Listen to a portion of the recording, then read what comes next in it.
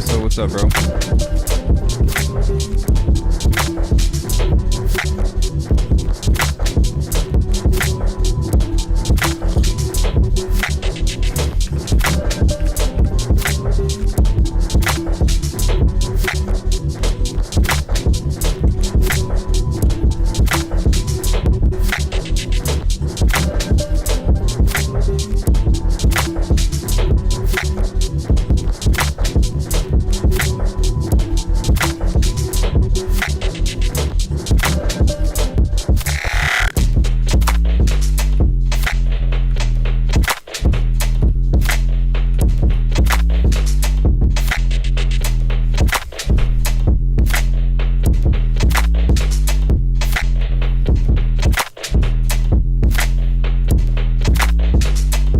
Man, I need to finish this track. It's a vibe.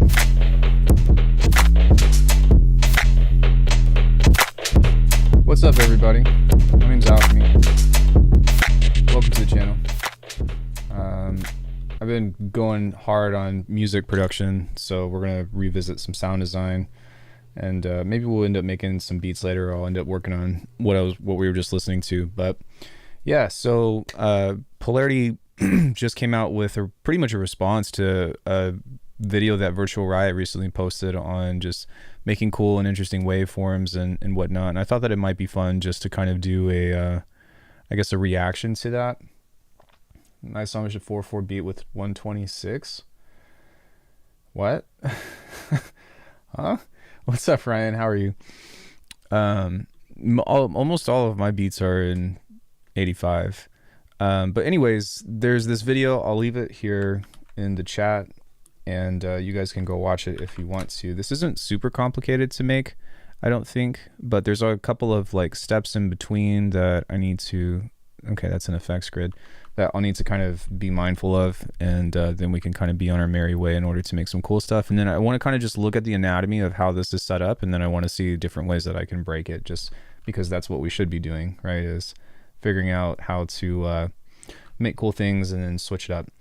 Yeah, I'm doing good, man. I'm all right. I've got some medical issues going on right now, but I'm all right. I mean, what can you say? You know, lots of people I know recently passed, but we're here. I'm thankful that all of you are here, and we're just gonna keep pushing, because that's what everybody else in life would want us to do.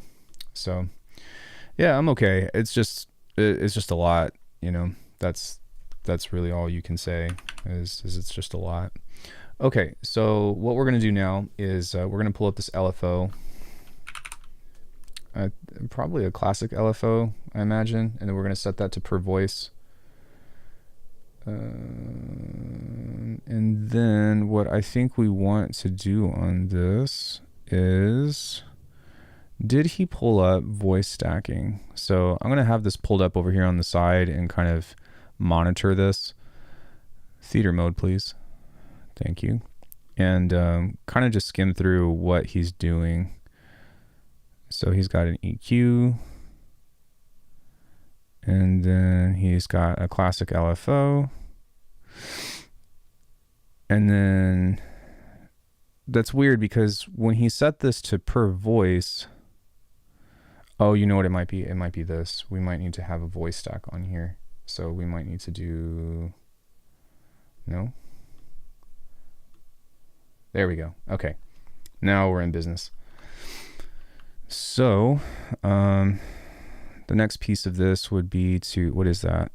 A value, and then a voice toggle. So we don't even need to keep that. We can just find a value, and then we need a voice toggle. Stack voice toggle, kind of like so. We're going to connect that. What's on the agenda? The new Polarity Virtual Riot stuff?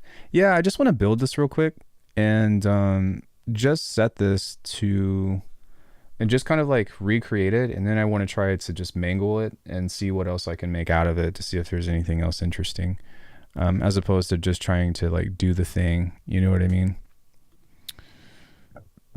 Okay, so now on this we're going to probably need a modulator out, which is what that looks like. Yeah. Dope. I just got done watching those earlier. Am I making Clubhouse now these days? Oh, is that what you meant, Sebo? Oh shit. I feel so dumb. I was like, what are you talking about? No, I'm not. No, I'm not paying. I'm not paying homage for. Okay, dude. I'm so sorry. I was like, what the fuck? 1, 2, 3, 4, 5, 6, 7, 8. Okay, so far so good. We're gonna skip ahead a little bit. Okay, now with this we also need a voice toggle. So let me just redo this because I'm gonna have to do this again anyways. So let's grab. Oh, okay. I need 8 of these. 3, 4, 5. Wait, 1, 2, 3, 4, 5, 6. I can't count. 7, 8, and then on this one, that's 1, 2, 3, 4. I thought that at first glance.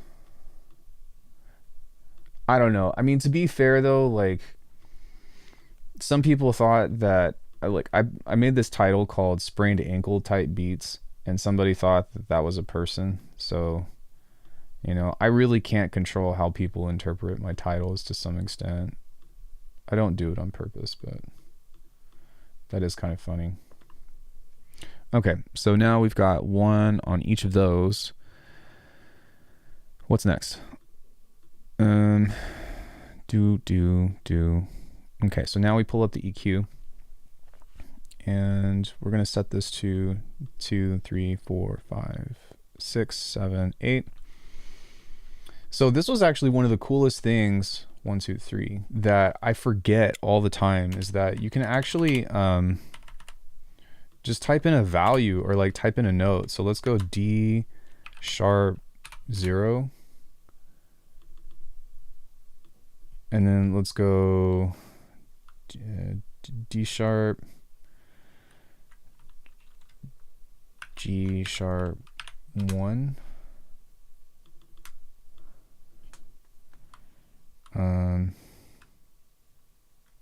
D sharp 1.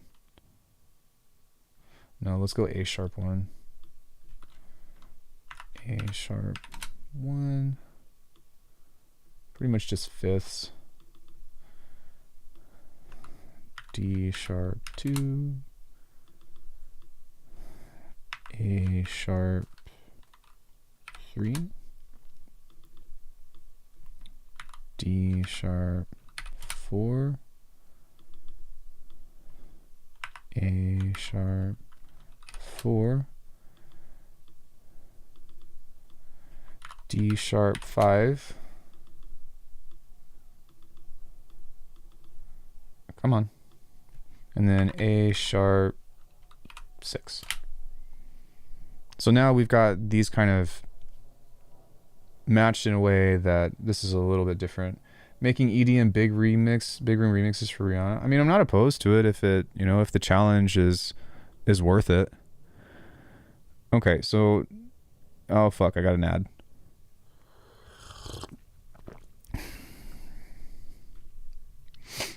Okay, so we're gonna skip ahead, and so now we're gonna do per.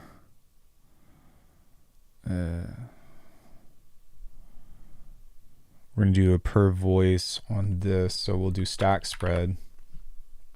Wait, is it voice control or stack spread? I think it's, yeah. And we'll open this up. Excuse me. And then I think that we need to set this to like 50%.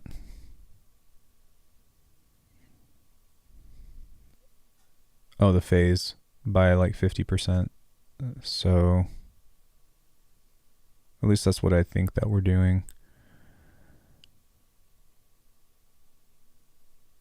Yep.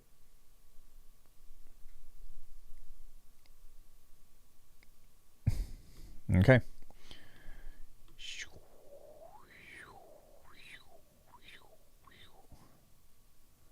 And there we have it, friends. We've got our cute little Now, there's a couple of things on here that I am a little confused about. Like, he got into this random situation here, but how did he do that? I mean, did he just use a random modulator on the phase or something? Which is what I'm guessing happened. Because we'll go back and we'll assign this here in just a second, but macro Q.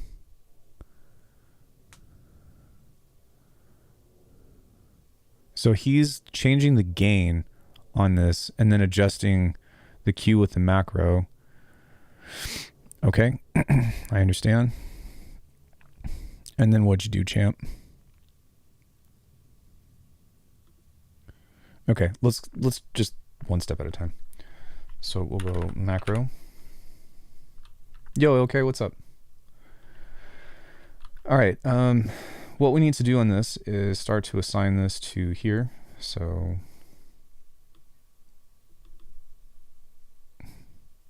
we need to nest this device in here. That's why that's not working. Now that should be working. Hey, honey. Maybe making club music or you go to the club soon? Fine, bro. Hey, Smadger, how are you? No. You can go to the club if you want.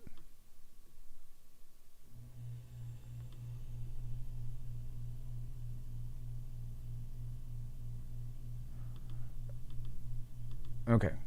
So I did the I did that incorrectly. We want to do this.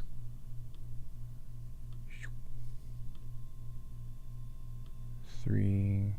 I think this is what we're wanting to do. 1, 2, 3, 4.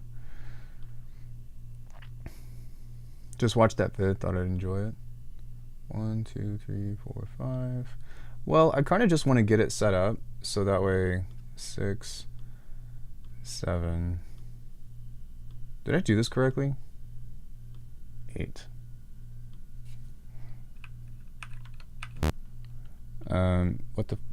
What? I don't think that I did. Can I talk about linear phase? Hi, Tim. I mean, what do you want me to relate linear phase to regarding with Bitwig? Like, does it support it? No, but at least not with EQ. Oh, maybe on this value. Oh, no, I did it correctly. Okay.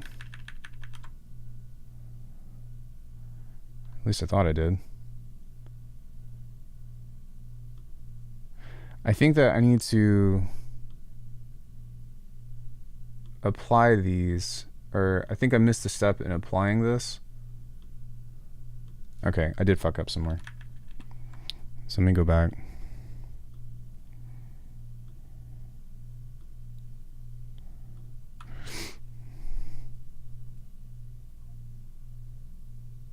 Okay, by 50%.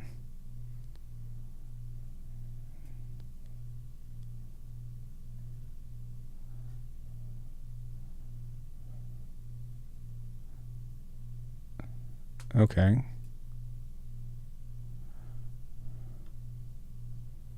Ah. There we go. Okay. Got it. I'm just seeing my EQ automation. Yeah, so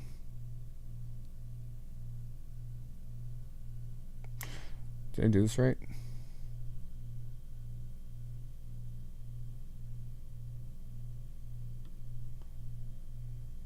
Uh, 6, 7,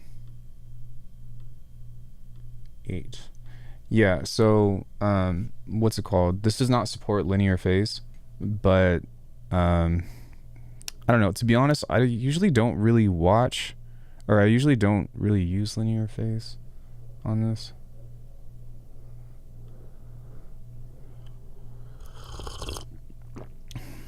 Okay, so we're halfway there.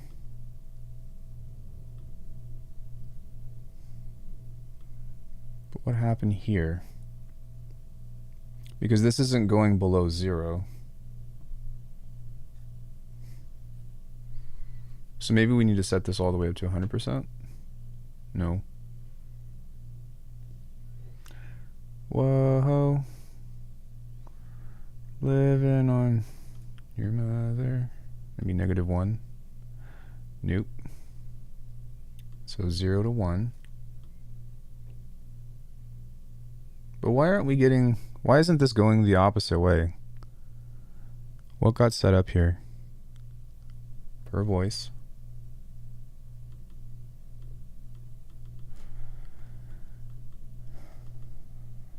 Oh, there we go. Bipolar. Ah, there we go. Okay, so now that we have this, then that should be working now.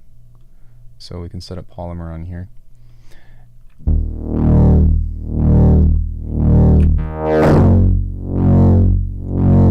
Okay, so now let's back up just a little bit and go into the queue.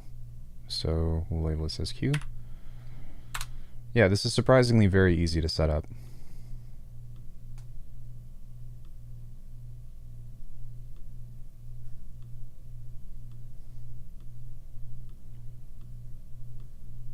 Okay, now let's make that bipolar.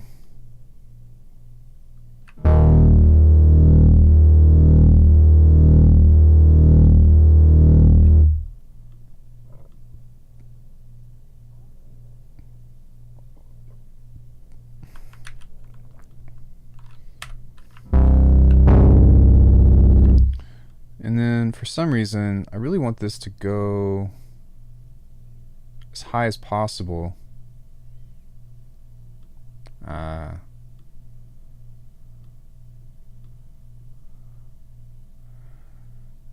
why is it doing that?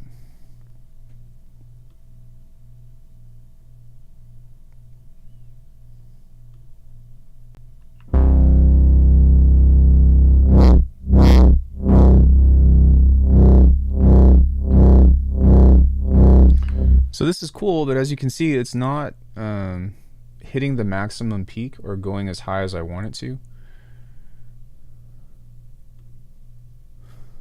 Oh, maybe it is.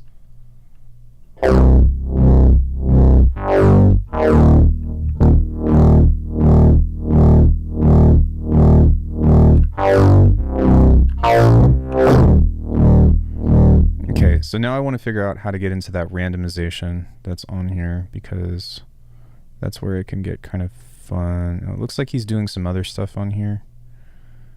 Now, where does it get into the random? A value and amplify. Okay. Surprised there's not an attenuator on here, to be honest.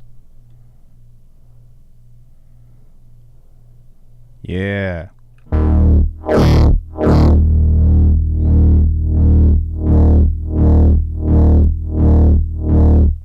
Okay. Now, where did the thing go for a random?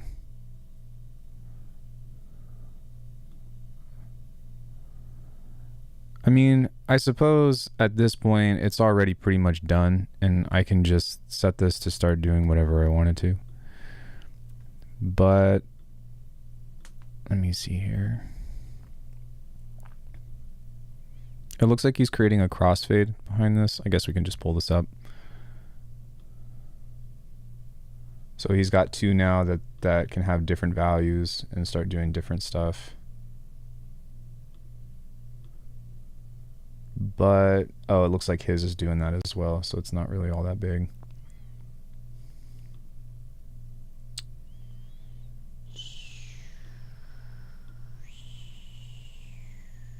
What is that? Oh, that's a stepper.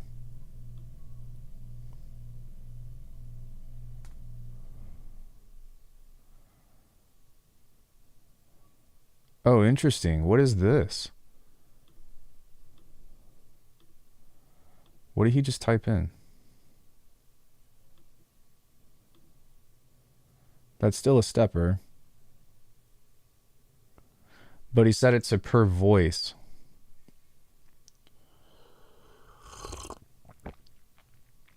And he's modulating the phase with it.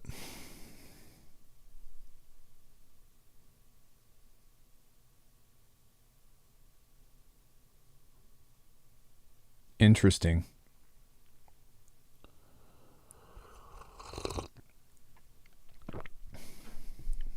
Well, that's cool.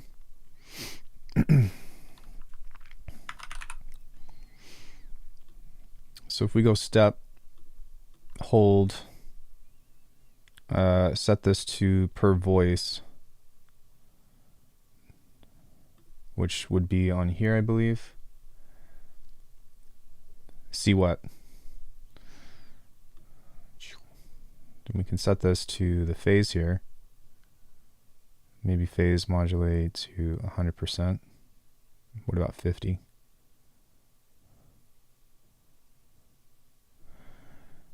Cool. No, I'm doing real coffee today for health reasons. How you doing, honey? Are you feeling better?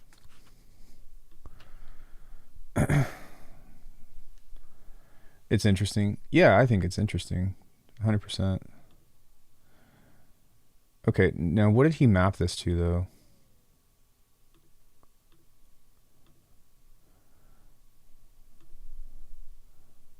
Per voice. Did he map this to the resonance of each of these, or just the resonance in general? Because where is this going? He put that at 100%. The stack spread. Hold note.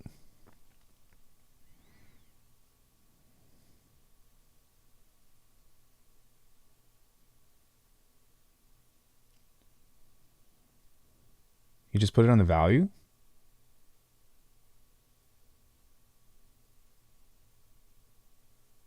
Huh. Okay. So let's do that then.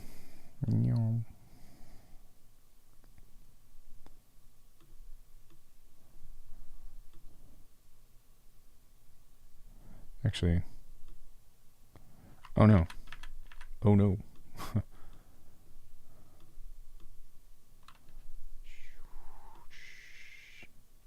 There we go. I think that we only want 8 steps on here.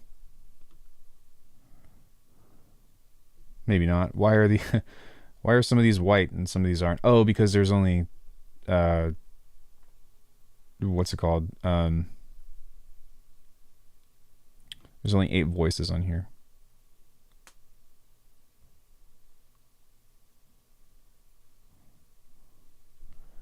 So by modifying the value here, we can kind of reduce the Q. There we go. We can amplify that, and then now we can also control the Q with this if we want to. He chains 2 EQs together, which is why he used 16 steps. Okay, got it. Yeah. I'm not really concerned about that. I'm just going to use 1, I think, and then I'm going to kind of skim ahead and see what lies behind the rest of this, if anything. Oh, he uses 2. Dude, come on. What the fuck? What is that? Oh, an AB. Oh, so you can morph between. Okay, yeah, so he's crossfading in between.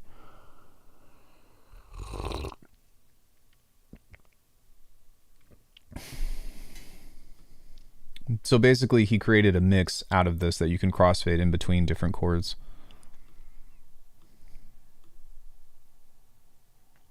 Yeah. Some interesting problems that he tackled with that. Shout out to Polarity. I'm going to leave this link in the description, actually. And now that we have that, I think I'm just going to kind of fuck with it for a bit, or at least save this, so that way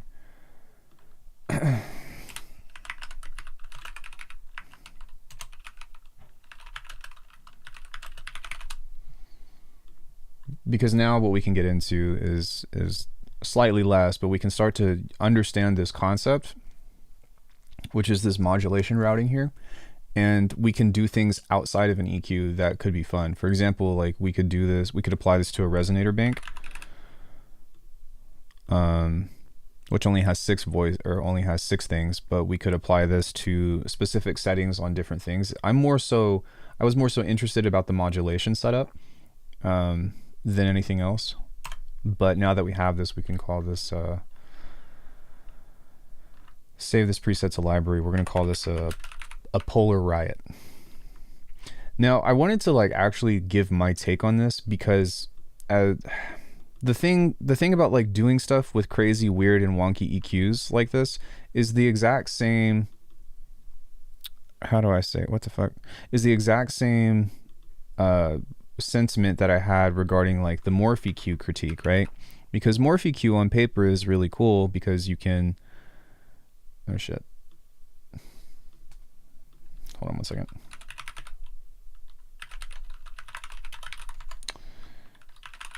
Why am I logging in? Try again. I don't remember my password. Have you guys played Resident Evil 7?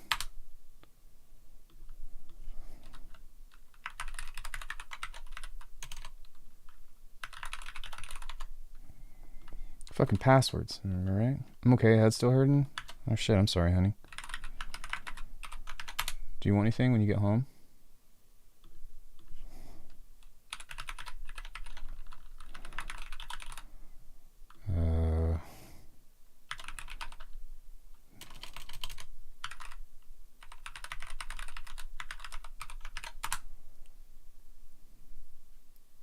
Okay, well, I'm gonna have to figure that out later. But anyways, the whole thing behind Morph EQ is that you can like create these patterns and whatnot. But I think that a lot of times, like if you're trying to go for stuff that's specific to neurobase, this is just for neurobase, then a lot of times you're going to want to have a lot more finer control with this. And yeah, I mean, if you have a really high sense of, if you have really high resonances on this and you're just playing a chord, then there's that. I guess something else that you could do too is you can key track this. So we could go into a key tracker here, key track, relative key track, and then we can set this to 2 octaves. And then we can set the relativeness of this to C3. We'll go D sharp 1, wherever that is. Okay. Come on. Just watch that vid. There we go. So D sharp 0. So now behind this we can... Oh shit, what did I just play?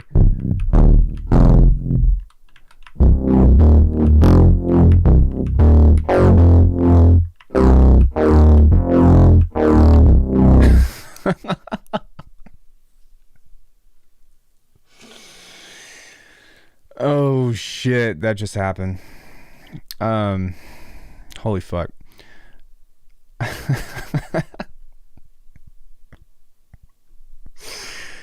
Oh man, okay. I'm sorry. Narrow cover of Smoke on the Water. Yeah, so setting this to a Reese or something like this, like it works. But I mean, do you see how like kind of fucked up this sounds? So what I would do most likely of having something like this, I mean, to be honest, like,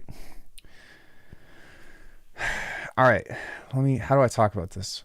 From a color base perspective, this works really well. From a neurobase perspective, it's kind of, I personally feel like it's a very convoluted setup, because a lot of times whenever you're creating something like this, say we have an EQ plus or whatever, you actually want to be very specific with certain frequencies that you want to attenuate. And so as opposed to doing what we just did here with the EQ, you know, doing this and making cool shapes and whatnot, like, you know, by all means, like, go ham. But generally speaking, you're going to want to try to have very specific control. Yeah, we could do that. Very specific control over what it is that you're trying to do. So even if you have randoms on this, perchance, that worked out well. Then a lot of times whenever you're moving in between this, you kind of want to be mindful about what it is that you're controlling, right? And so I think that from a beginning point, or just from an explorative point, like, this is great. And I also have to say, like, if you're trying to do like very pitch specific things, this is really good. Because you can get some really cool resonances, and Polarity has videos on this. I'm sure that I've done videos on this at some point or another, but you can essentially create tones just out of something like white noise and having a peak with an EQ or a filter, right? So for example, if I were to just turn this off, how do I do that? Off. Is there a way to do that? Can I just turn this thing off? Actually, yeah, I think I can.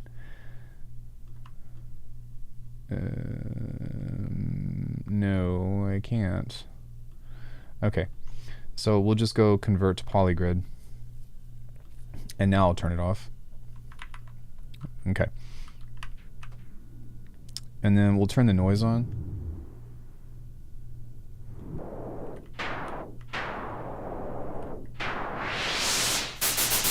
Okay, so if we have something like this, like that's just, let's say, a pluck, then what you can do is you can actually set this to a really high resonant on here. And there's a cool thing here. You got to look at the bottom, but this says that this is playing at G#3. So if you just scroll up down to, say, let's just do D#3, and you turn the resonance up and you have a really short thing like this, the more resonance that you start to pump into this, the more that it's going to create a tone. And then let's just do a bandpass on this, because that's going to help quite a bit.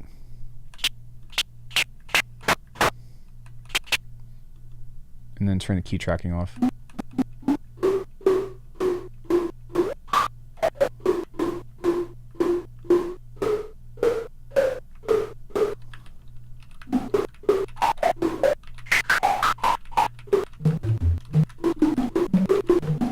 So when it comes into color base and stuff, you've essentially got like 8 of these, right, that are pulling out that you can kind of modulate in between something like this. So just by utilizing this, when it comes into building a chain here and setting the Q like this, you are essentially creating 8 different peak filters on here in order to create different tonalities like that. That's why I say when it comes into color base, it totally makes sense to do something like this, because, you know, if you were to even, or physical modeling as well.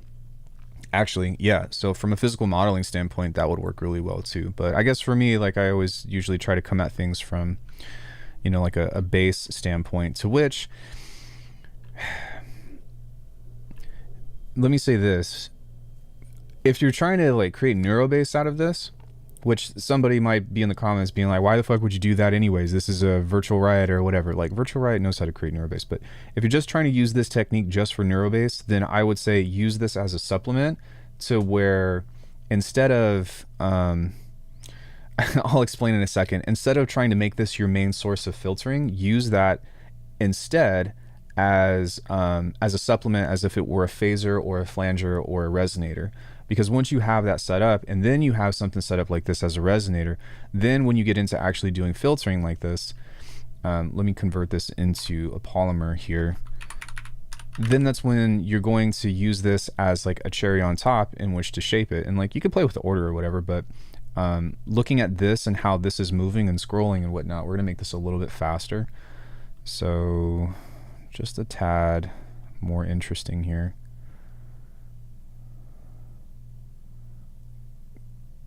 There we go.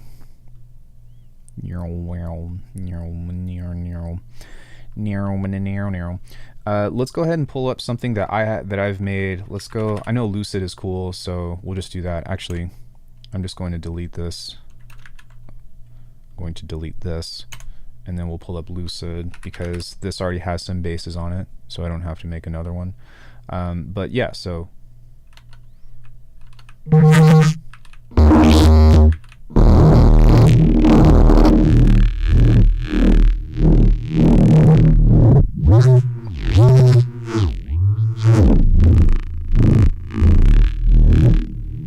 Okay, so we've got stuff like that, right? And so now if we're trying to create some extra like color out of this, or what we could even do is just go into our filter rack here.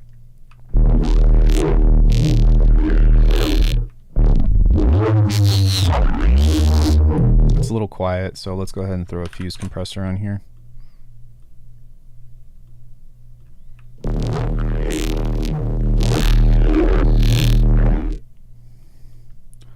Seeing that you saw my old school anime style thing, you have no idea how neural-based processing works well with anime style sounds, you'd be surprised. I mean, I've covered a lot of like other sounds with using neural-based processing, so I don't necessarily, I wouldn't say that I'd be surprised, but I agree, I guess. Okay, so now that we have something like this, yeah, I've had Razor a long time ago. We can kind of get into shifting this around and key tracking this to kind of mess with this. So if I shift this 1, 2, 3 plus 12, let's see if we can start to try to create a chord out of this. Let's try a 24. Let's try another one. Also, thanks for reducing the fuse compressor. Dude, I think the fuse compressor is fucking sick. It's really cool.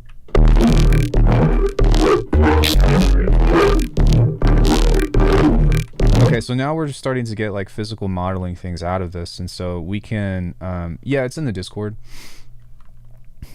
We can take a lot of this and start to play around with what we actually put into this. So this is where stuff gets fun, because having this sense of modulation, we can go into using something like a harmonic split. And because we have a harmonic split that's doing all different kinds of weird shit like this, something that we can try is we can toss an EQ in here, and then and this is why I wanted to explore, because I don't know what this is going to sound like, but this is what I'm talking about with like, hey, let's start from this jump off point and then let's build on this and send this into some whole other shit. But with this harmonic split, we definitely want to make sure that we have, yeah, that we've got some kind of clipping going on here. But essentially within this, we can start to try to create different motions or different movements. And the reason why I pulled this up was because we do have neural bass on this, but we also have things that are more tonal. So we have plucks and whatnot.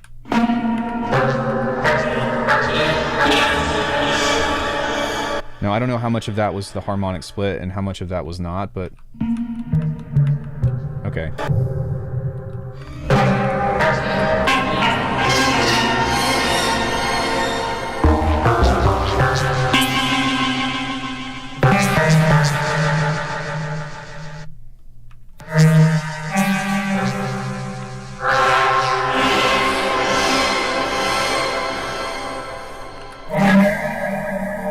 That's cool.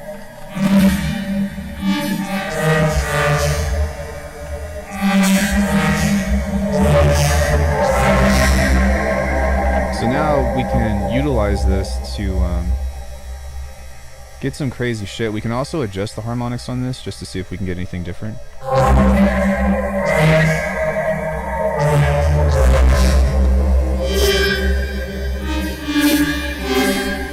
And we can continue to build on stuff like this that all has different like stacks, right? So let me turn this off for a hot sec. We can pull this back out, and we can just leave that be for a bit, but oops, hold on one second. Pull that back into here. Finding different combinations of stuff that will create, how do you say, just different shit. So I don't know, maybe something else that we could try is like a delay plus or whatever. And then what would happen if we start to take the voice stacking on this and see if we can create like multiple instances of this. So I don't know, maybe we can do something like this that's going to spread that out. I don't know if that's going to work or not, but we can try.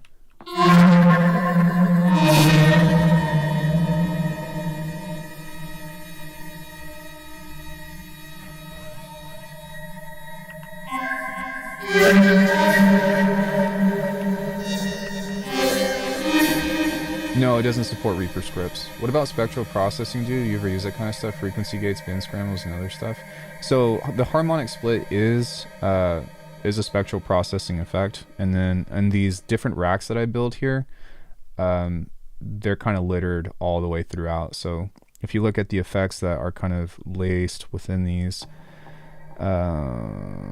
spaces, convolution, peak limiter, comb, frequency split. So there's, so that's a spectral effect. And then on some of these other things, like with percussion and stuff, yeah, all of this is native to Bitwig. You have to get the suite version or whatever, but yeah. But the other thing that could be cool too is maybe sending percussion into this and seeing what that does.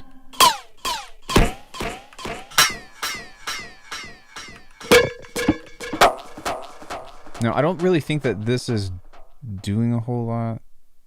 So, and I don't know if you could like split the voices out from that.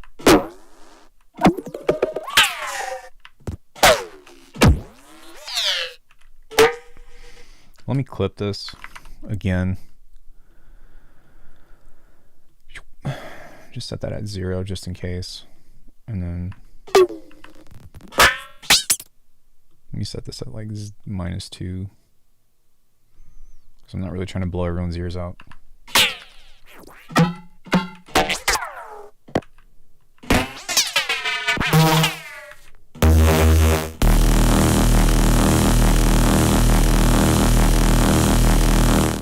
Okay, so it looks like I fucked this up. So could not load preset. Oh shit. Okay, well let's just take a step back and then go to Polar Riot, because I accidentally pulled the EQs out and that kind of fucked everything up. So let's try that again.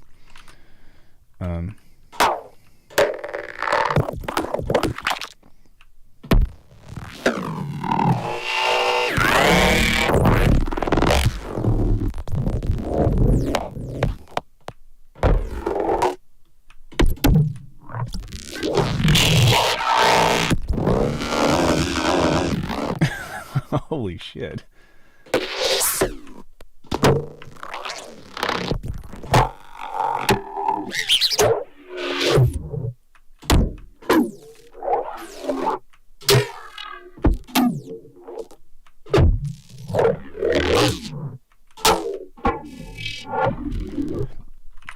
Okay, let's do a random on this now. And shift this to +12. And then make this into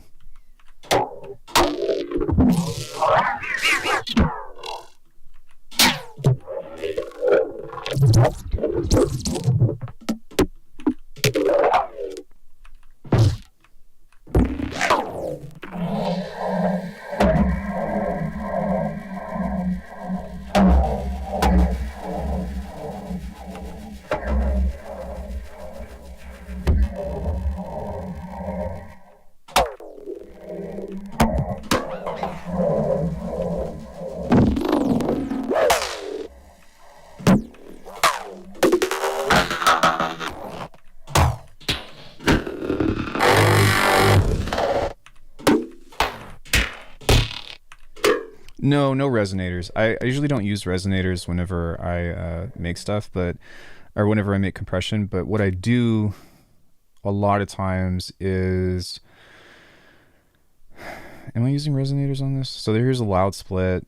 That's just compression, transient control, pitch shifter, which is granular but not a resonator. But convolution reverb is the secret to creating like interesting percussion out of nothing. Where's Faceplant? This is Alckemy. This is the Bitwig version of what I do in Faceplant. That's what's going on here.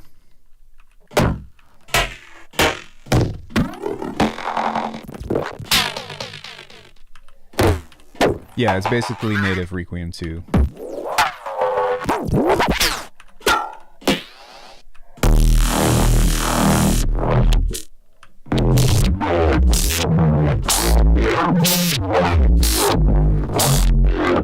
So no, it's not. I don't even think, honestly, I don't even think that it's your CPU, because look at this. I hadn't told anybody this, but I'm on an M3 Max and this is still like halfway through. So I actually think that it's just optimization, or poor optimization.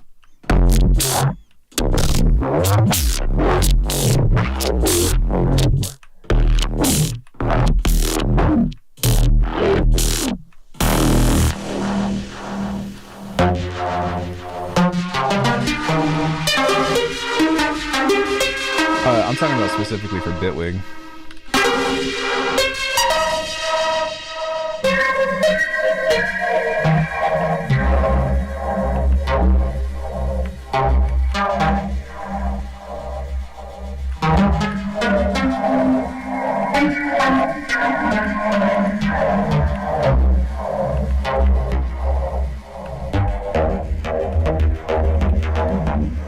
Yeah, I think that we had a short conversation about that. I know that they're pretty crazy.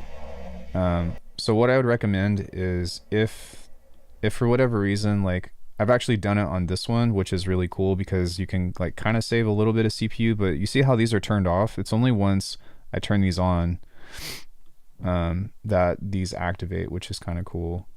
Can I modulate that? No, you can't. Okay.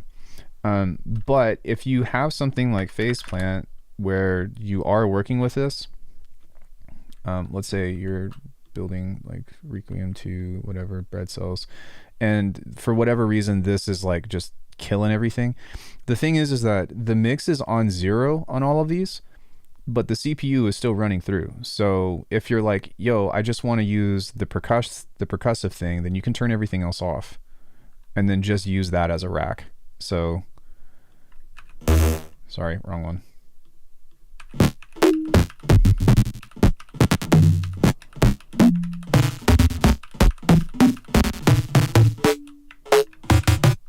See? And then if you want to use one of these, then you can kind of modulate by turning those off and on. So that should help a ton with how to utilize this. And then within this, I tried to kind of do as much as I could to control that, but yeah, I mean, but that's kind of, you know, I don't really know what to say, because the kind of sound design that I do with experiments and stuff is basically just a lot of the same stuff. But I don't know, some people are like, you can get the same exact results with 10% of the effects, and it's like, no. No, it just doesn't work that way. I know that you want it to, and you can create a more simple version of it, but no, it doesn't work that way. I also do think that there is a point of excessiveness, maybe similar but not the same stuff. Yeah, actually, I'm curious about that too, because Pistolin was saying even on Empty Project, and I think that like one of the other key things to remember about this is like you don't want to have these pulled up in a full project. Like what you should do is start with nothing, and have rolling sampler pulled up, and then typically what I do in order to use this stuff, I usually work at 48 up sample rate. Yeah, I usually work at 48 as well, and I usually don't have a problem. I don't know, maybe it's an FL thing. Who knows? I don't know what kind of computer you have, but I know that this stuff works on an M1, because I was making stuff like this even before I was on an M1 Max. So at 96K, well, dude, if you're working at 96K, it doesn't matter what you're doing. I feel like it's kind of fucked once you have like 200 automation clips. So yeah. Sorry. What I would do is have a sequence or something, you know, just like a pattern, whatever that is, whether it be rhythmic or whatever, and just start to modular chains would be like that. Try to mess around with the different settings on here. So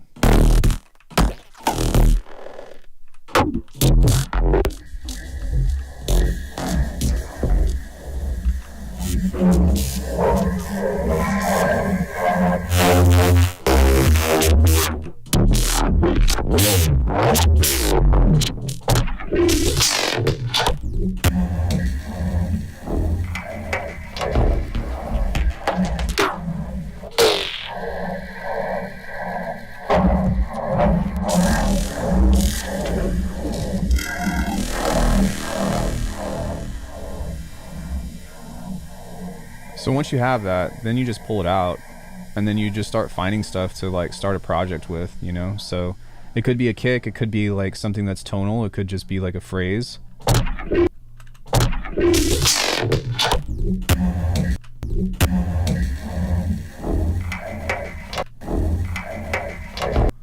right? So I kind of found something already.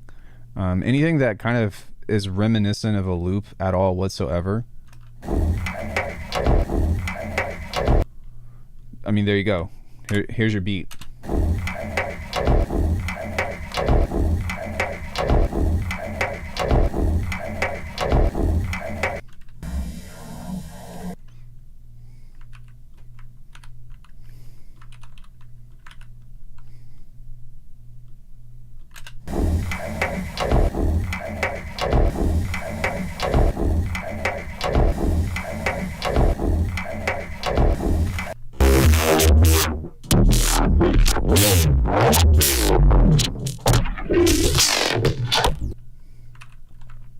And then you can kind of just start pulling shit from here and like let your imagination go where you want it to go, you know.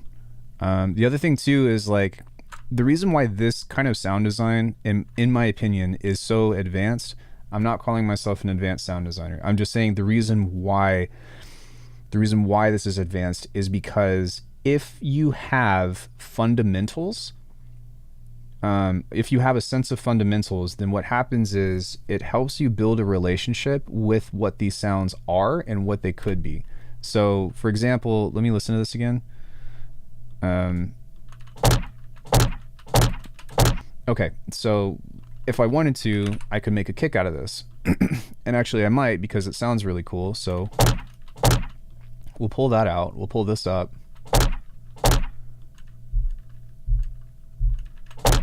And then what we can start to do is shift this and manipulate this and kind of form it into a kick. And you kind of have to have some fundamentals with this, or like a basic kind of like skill set, because what ends up happening is you start kind of trying to change it and manipulate it into a means that's going to start to sound more like a kick. So let me see here.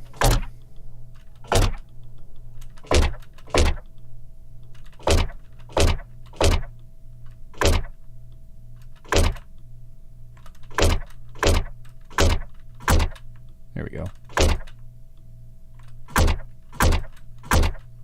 So now we've created a transient. We can use a frequency shifter to shift that down just a bit.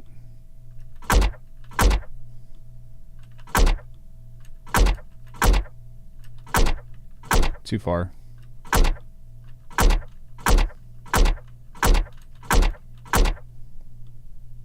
Make this dynamic.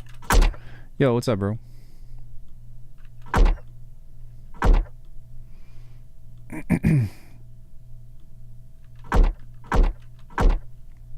Okay, you see how this is like really long? What I want to do with this is to... Where's the gain here?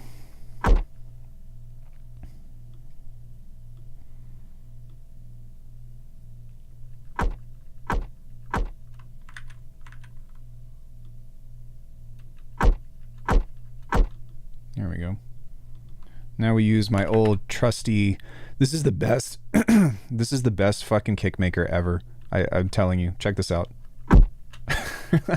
It just fucking works, man. Almost every time. Sound a lot like Process Foley. I absolutely love these. And that's kind of... Well, I mean, I didn't make this up myself. And I think that's really important to remember is... what's it called? Like, I learned all this stuff from Cage and Chi, so...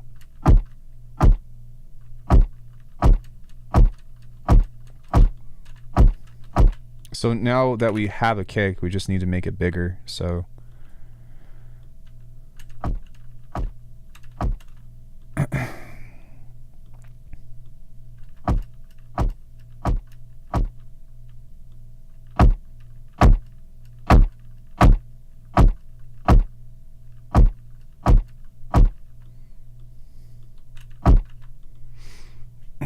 We'll add some dis tube, and then we are going to go back and just like shift all the parameters around until we get something that I like. But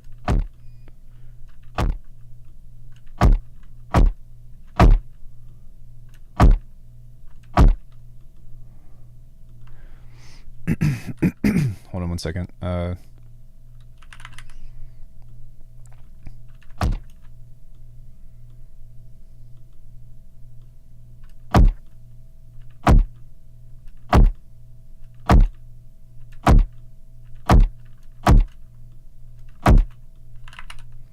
Okay, it's almost there. It just, the low end needs to be a little bit more pronounced. So, have I ever heard of Air Windows? Yeah, I've heard of those. Or I've heard of the guy that makes those plugins. So now what we can do is we can start to adjust this to...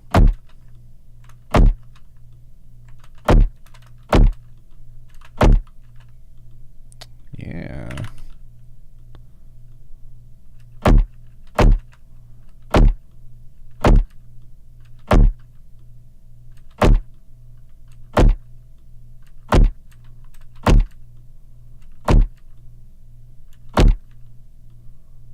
Now you see how,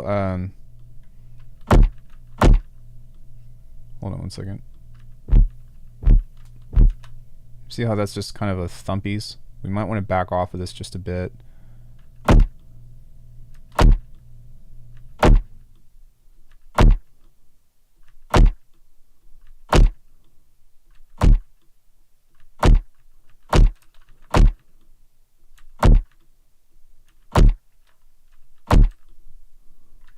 And then something else that we can do as well is we can also shift this, because sometimes that ends up giving it more of a transient. But I mean, this is pretty much the name of the game with what I do here whenever I'm trying to make stuff work.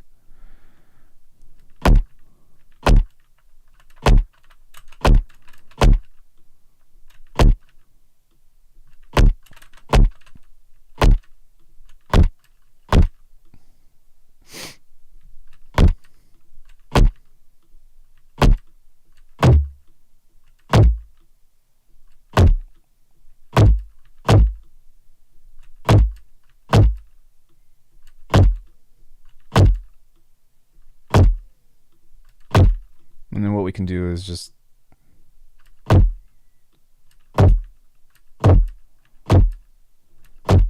start to EQ this to play around with the boxiness of this. So this little guy right here is the thump of the kick, right? So we really don't want that, but the frequency is right next to it, around 150 to 200. See how that's kind of...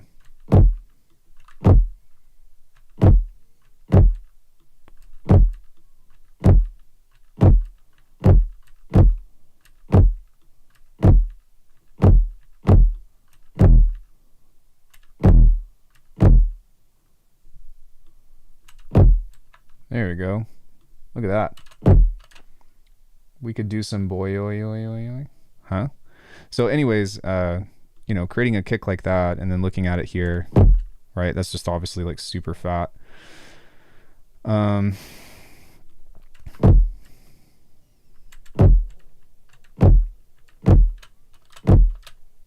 wish I weren't too poor to get Pro Q3.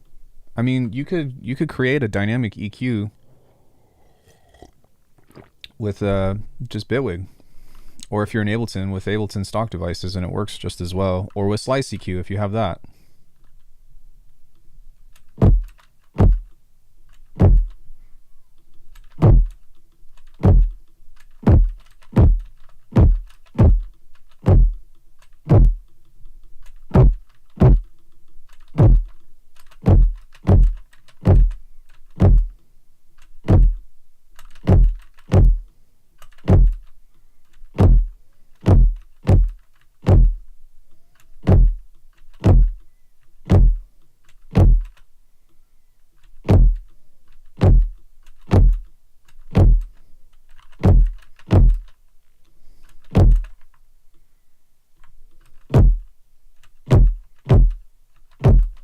Nice, that sounds much better.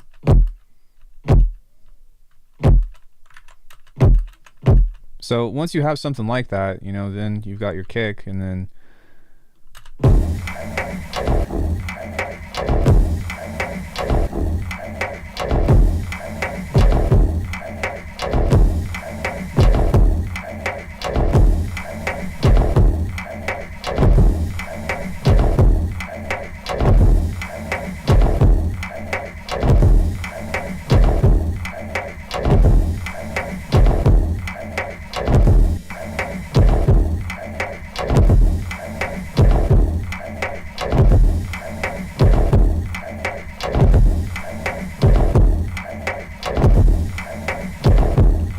and then we can do the same thing with claps and stuff. I don't know how I got on this tangent of this, but oh shit, sick. There we go. That kind of sounds like a clap. So I guess the point that I was trying to make at the beginning of this nonsense was that the headphones icon in ProQ is my favorite part. They need to add that enabled in Star. Yeah, I wish that they would add that in Slice EQ as well, to be honest with you. But so we can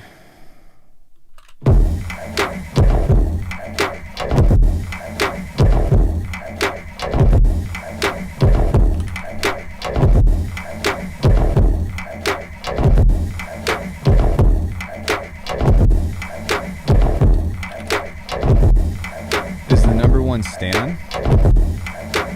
Is that like a new term that people are using? Because I just saw a comment of that polarity was a stand. What does that mean?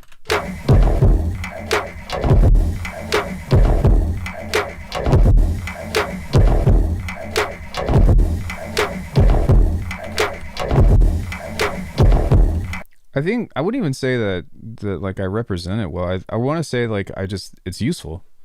It's a new term that I'm not too hip either, but I've been hearing it. Is the number one fan? Oh, because like Eminem. I wouldn't even agree with that.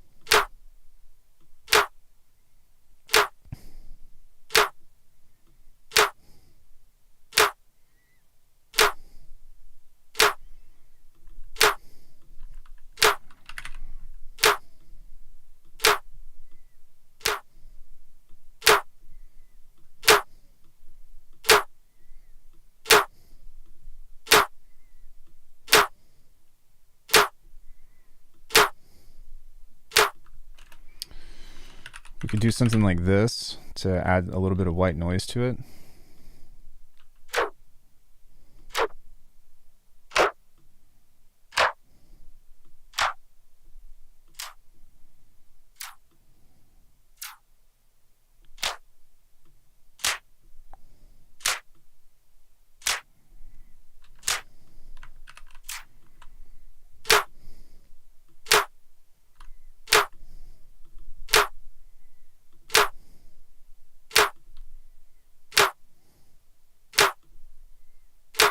Day 2 of learning to produce beats. It's really hard.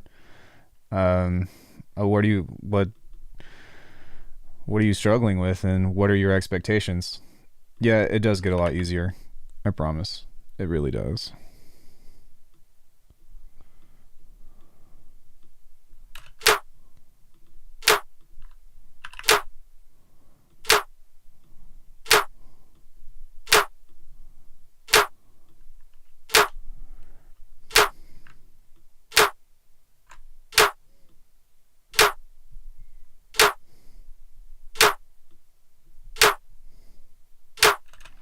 Okay, so you see how on this there's this this wave here to where it goes wham. We want to control that to where this begins to do this, and eventually make that into something that is a little bit more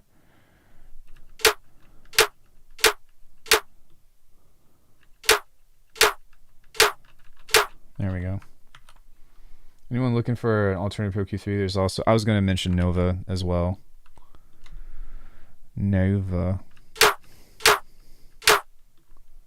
Make music for myself because I don't know why. No. I mean, like, what are your musical goals?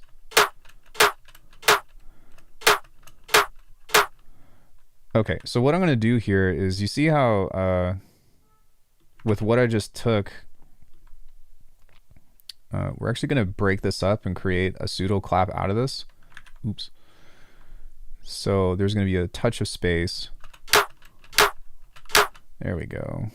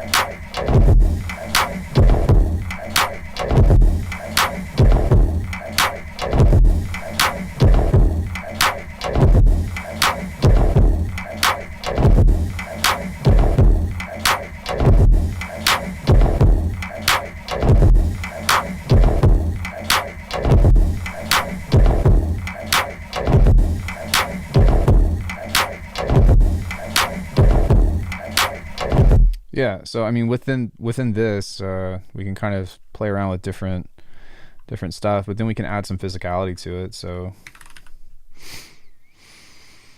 I guess I don't even know how we got here. I just kind of started on something and then was like, oh, okay, well, here's how we get into design and shit and doing fun stuff like that. But what can you say?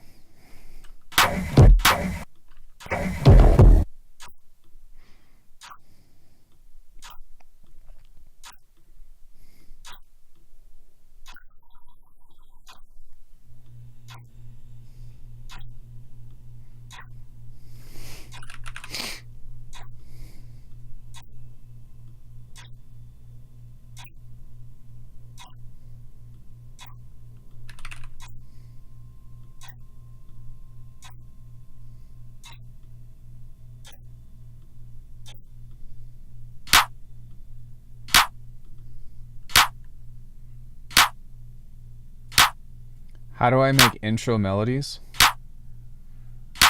Learning music theory is your first goal? Are you, I mean, is your goal to make beats, or is it to make, like, you know, actual musical?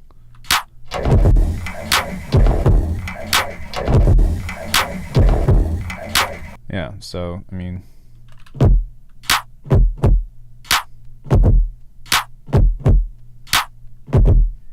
and then it all comes together when we slam this bitch.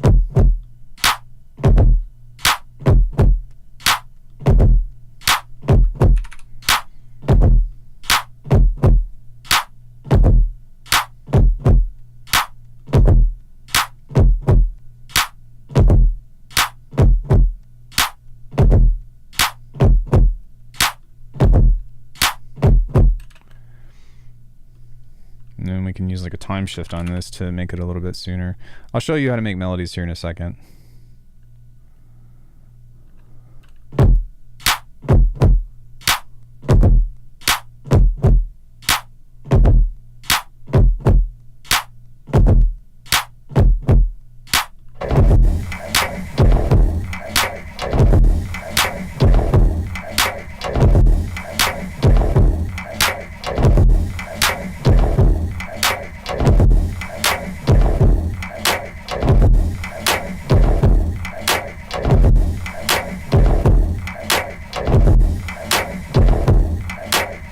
What does that mean, proper? What does proper music mean? So time shift, you can only time shift stuff early if it's in audio. If it's in MIDI, like you can't make virtual data appear faster outside of just placing it sooner on the grid, because it doesn't work that way. But if it's in audio, which is another perk to working in audio, then using the time shift, you can either move stuff early or move it late, but it's basically track delay. And that's how you can kind of, that's one way that I create offsetting beats and stuff. Not just beats, but whole songs. I mean, yeah, I don't know. I think that a lot of it's hard, you know, to talk about, because like I can't really, and I shouldn't really be giving you any advice, because I don't know what it is that you're wanting to do. But I can say, like, if you can say, hey, I want to, yeah, you can modulate it. I want to do X, Y, Z, then it does become a lot easier to, to find a direction and then start trying to pursue that direction, if that makes sense. You know, for me, I was like, I want to make bass music. So the first thing that I went into was sound design and like, how do I make basses? And my problem was that I spent too much time on sound design.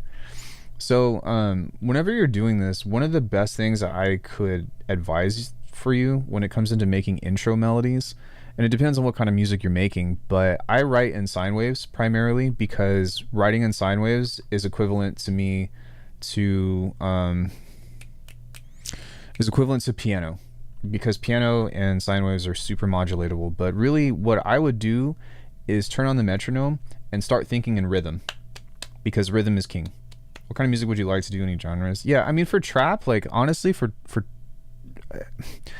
before you get into music theory, I would actually just look into learning how to sample, because if you learn, like, that's the core of hip hop in itself anyways, is learning to sample.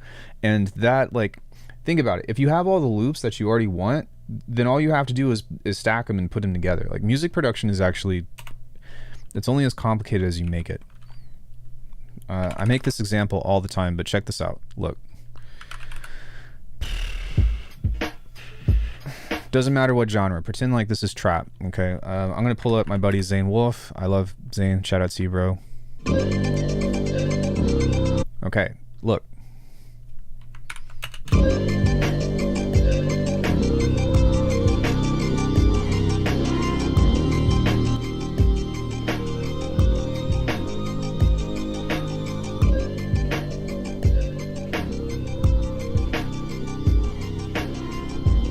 Obviously this is needs to be mixed.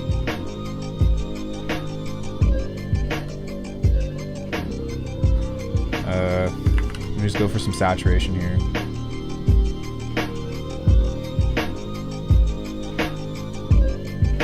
And then we can go for a side chain.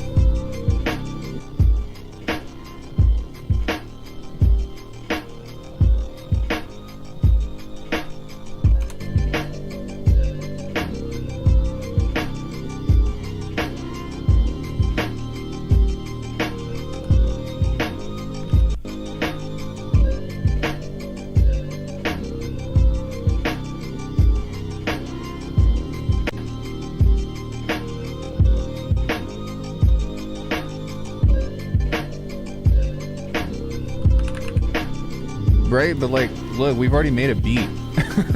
Like, regardless of how good or bad it is,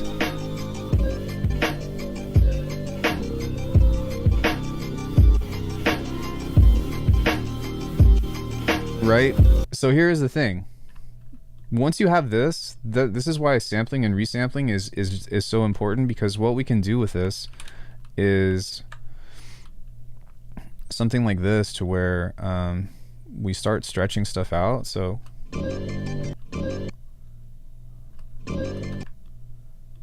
and then we can start creating other instruments out of this just by using like reverb and stuff.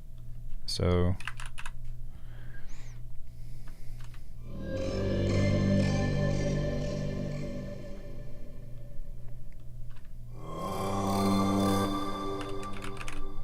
let me just use a filter here.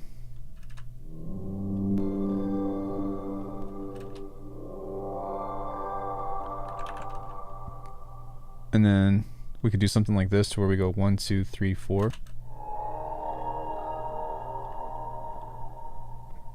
Or even fifths, because sometimes samples behave oddly. But look, we've created another instrument out of this.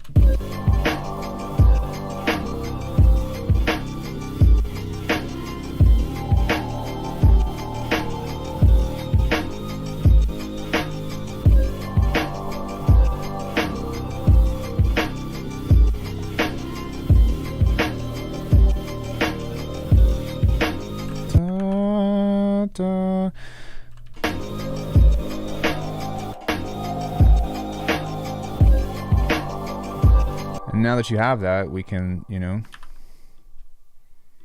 and then you can start adding to it. But like music production, like, look, we made a beat. It's 8 bars long.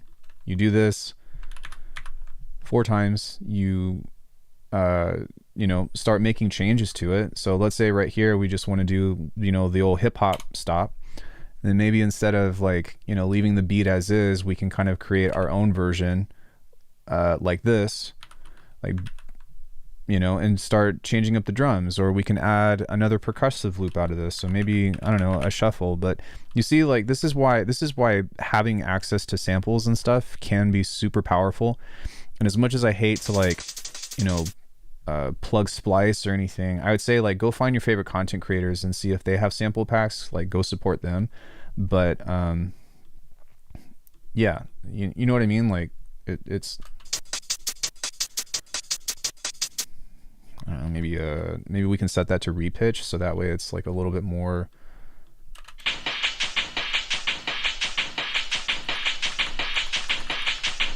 I do make it look easy. I mean, I've been doing this for 10 years, more than 10 years now. But also, it's the mindset about how to approach music, right? When you talk about making music, you need to have 3 things: a beginning, a middle, and end. And once you understand having a beginning, a middle, and an end, then everything else behind that becomes second nature. Let's say I want to create a song and I don't even have a DAW. You guys ready? Here we go.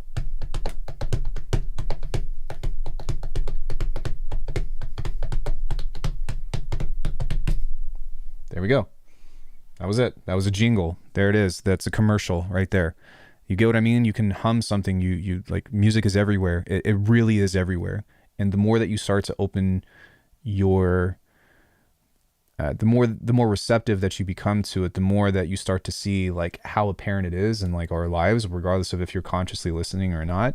And the goal is to try to like bust that open and be like, okay, I'm not trying to make this. I'm not trying to do this. I'm trying to just connect with the universe, right? Because I'm not trying to be spiritual or anything, but as a means of music fundamentally being a universal language, of tapping into that and being receptive to it, right? If you hear the birds outside and you hear a beat on that, maybe the bird's like, and then like you just hear that little type, like that loop, and then you're like, oh shit, that could be something, you know? Beatboxing is a great tool. I use that a lot, especially for the kinds of beats that I make. I mean, here's an example. So day 28, I did this 30-day beat challenge or whatever. In the last week of that, I did beatboxing and I tried to make that beatboxing come to life. So day 28, this is the first part is me beatboxing, and then listen to what it turns into.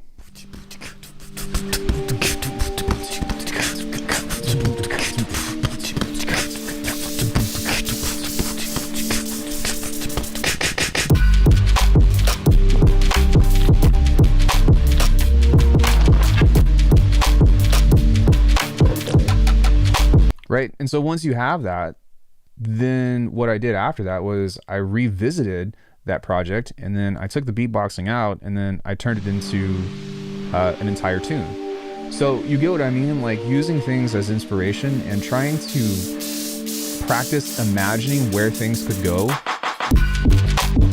I changed the bass, but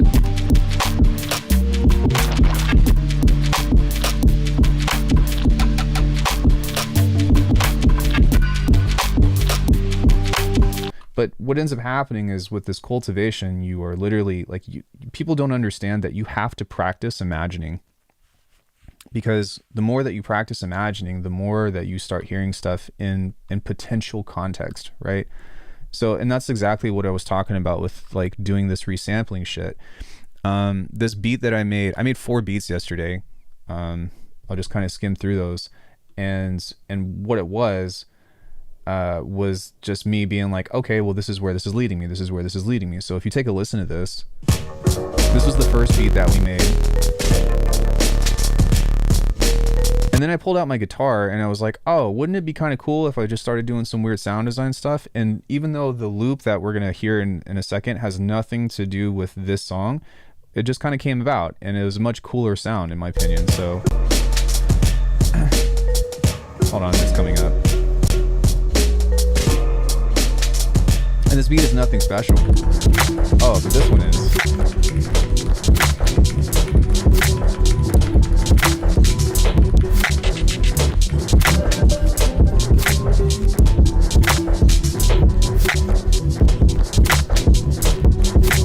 Yeah, it's a dope beat. But it all comes about just from like, okay, give yourself something to work with. And I think that's the biggest thing, is give yourself something to work with and then start to practice different directions that it can go.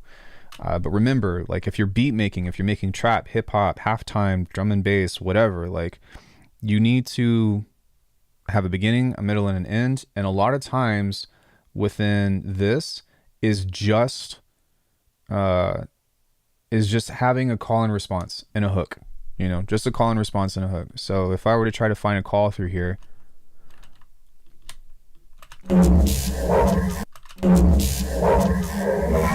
you know, we could probably even utilize that of just like a wow, you know, not even the whole phrase, but even just this.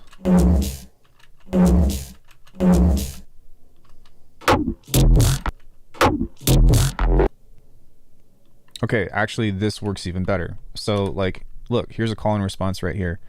You need to start hearing shit in this. The groove, we'll talk about the groove later, but I do think that the groove is covering a different thing, because I don't think that all hip hop is focused around groove.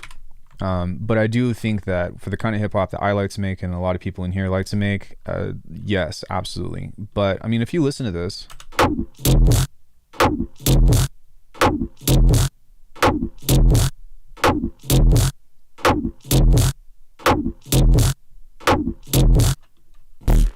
like, did you all hear something that could have gone after that? So boom, boom, boom, boom, boom, boom.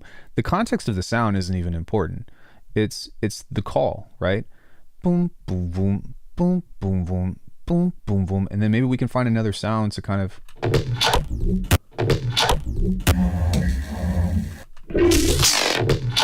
Yeah, I mean, I guess, you know, just as for the sake of an example. But look, so we have that call. We do that 3 times. 2, 3. And then on the 4th one, we replace this sound with this. And now we've got a 4-beat or a 4-bar loop, right? So this is the part where a lot of people start to step off too, though, because a lot of times they get so literal into this being shitty. So, oh, the groove. Oh, thank you.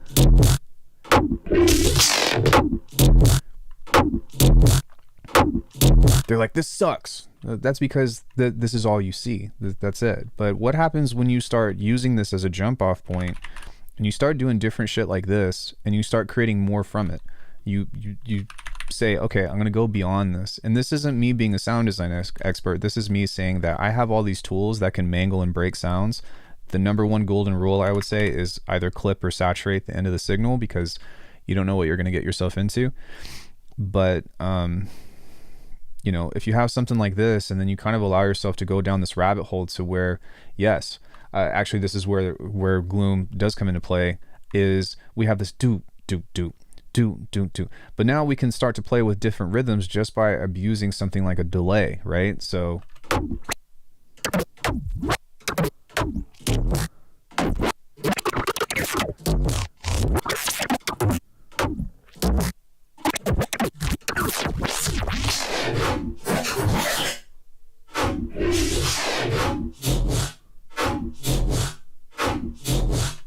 right? So that's super cool. So now what we can do is kind of toss this in here and start to see if we can hear anything else in here that might be interesting, because we can just turn this off and be like, all right, well, now we've got more material to work with. And then the process literally becomes the same exact thing. You just try to find stuff in here that starts to make it seem like you're, you know, I know that this is like more abstract and this isn't melodic, but it doesn't matter, because it's the idea about how you find stuff from one step to another. So if we were to set this to repitch and just kind of play around with,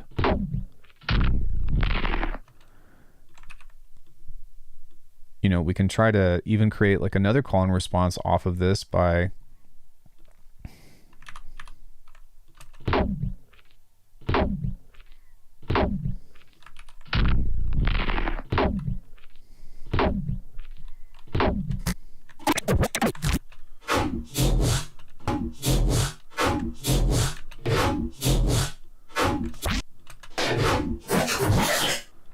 let's go ahead and stretch that out. There will be a mixing component to this at some point, but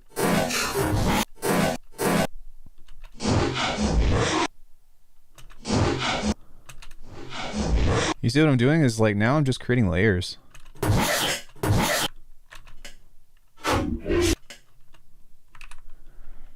Okay, so now we've got something here. And now we've kind of added to our loop to where we can kind of just take out the low end of that, and then we're starting to create more stuff. So I know that this is relatively advanced, but at the same time, it's still the idea about this is how you fuck around. Like this is how you start to find stuff and like make or get an idea for a track, because everything works in patterns and cycles.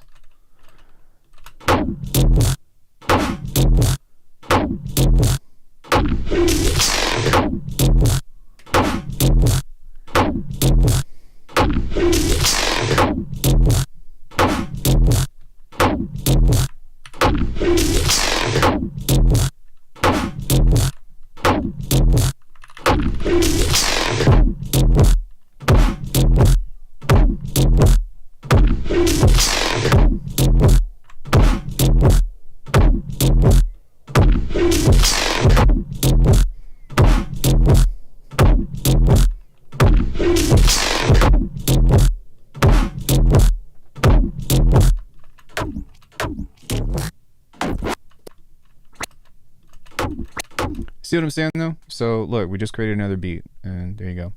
So yeah, that was tangential. When it comes into making melodies, like even if it's not melodical, you can always use tension and atonality to resolve. Exactly. And a lot of this stuff you can like, it's about the placement, not not necessarily the context of the sounds. Like it will matter in the end result, but when you're creating, like it really doesn't. It's just about placement and rhythm. And that's why I know that it took me a long time to get to this, but I was talking about when writing in sine waves. There's a lot of different ways to do this, but what you want to do is just set like a 2-bar loop. And let's say you have 0 music theory. Pick a key. Pick a rhythm.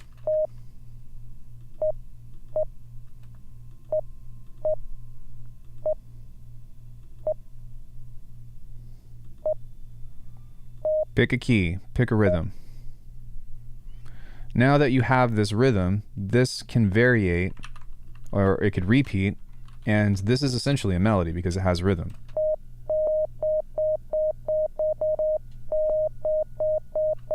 And then maybe instead of having this both be the same thing, you can make a change to it. Like this.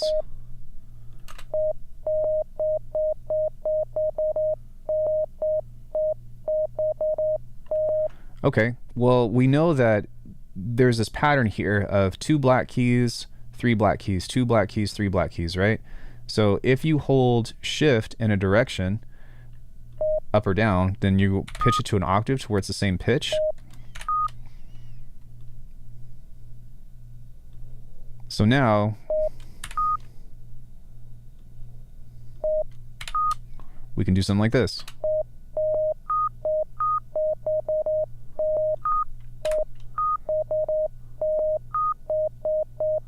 And then I think what I would want to do is go like this. So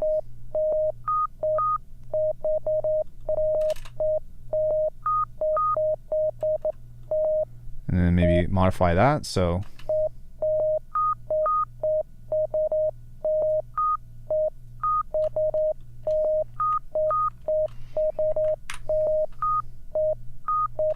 let's say I really like this, but I want to shift everything.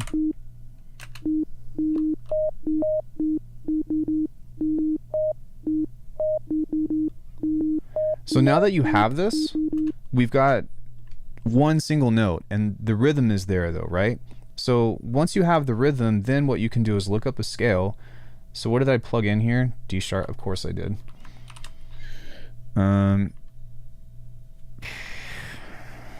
D sharp Phrygian scale. So we can look up a scale. This is confusing. This is a little less confusing. And we can do a couple of options. One is we can look at what this is. So do, right? Or, and you can memorize this pattern and we can start to play within the confines of this. I really don't like doing this. That I fucking hate when people do this shit to where they'll do this.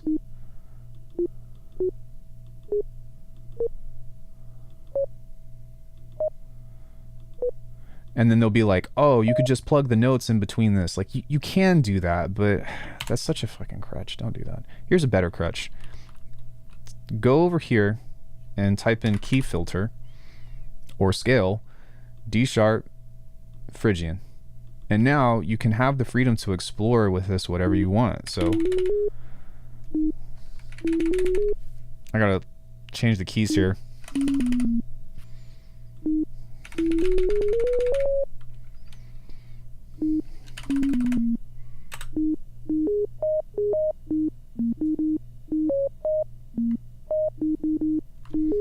There you go.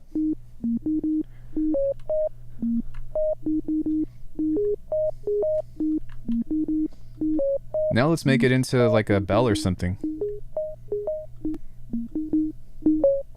Recording to logbook. Yo, thanks for subscribing. Sucks Q and below. Sucks squeeze binge below. What?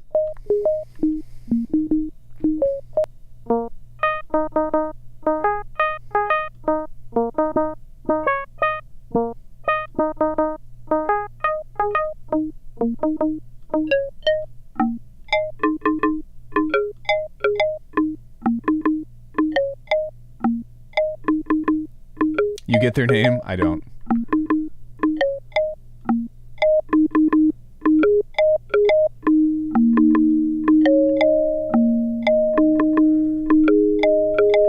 So now what we can do is we can duplicate this and create a variation of it, which could be cool. What was the modulation that I did in the first time? I just did frequency modulation, so.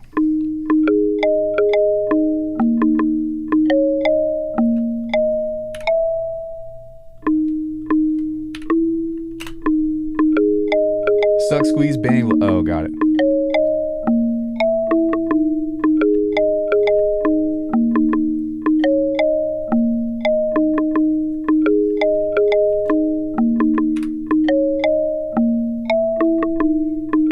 And then there we go. We've got a melody for a track.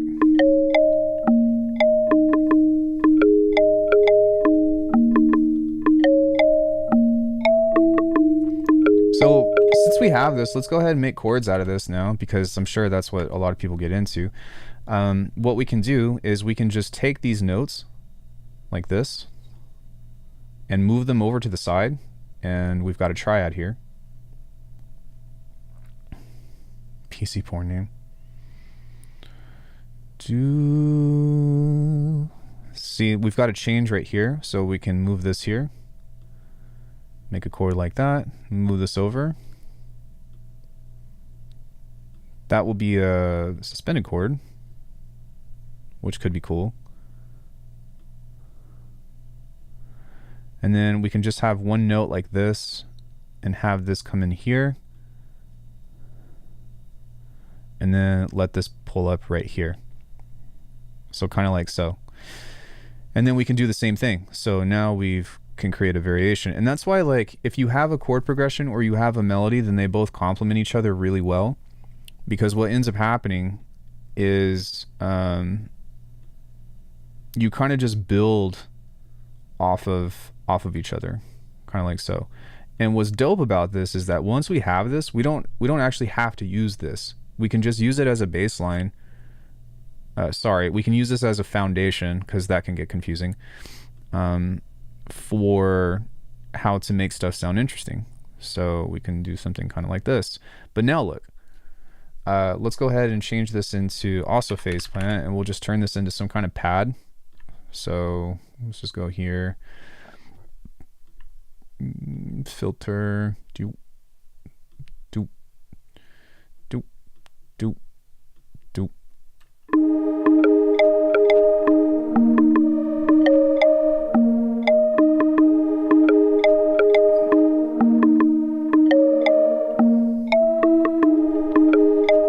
So it's not the best, but what we can do is we can actually create a melody within this now. So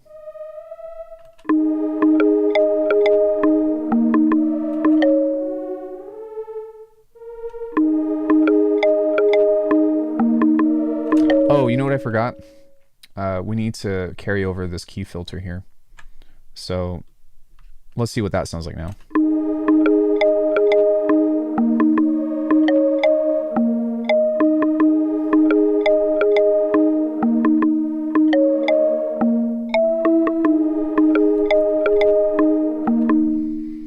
So now that we have something like that, we can do something here to where maybe we don't have that playing the entire time.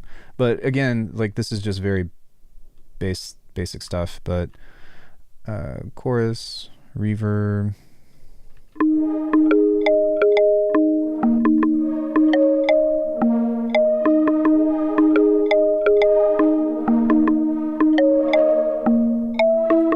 And then maybe something else that we can do is make this a little higher, and we can add to this. So it doesn't really matter what we put in this. What's most important is that we have the rhythm of this chord.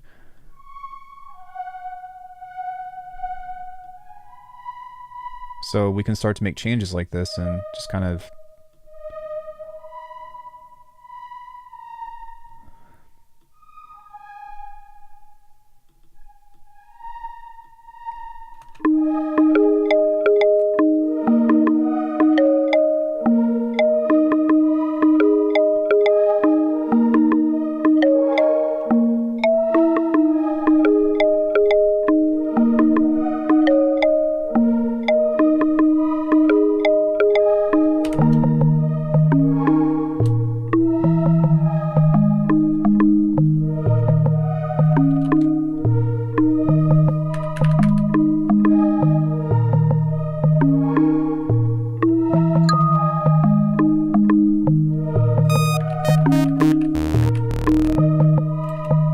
so, and this isn't even like, this is just one way. Like there's so many ways that you can do this.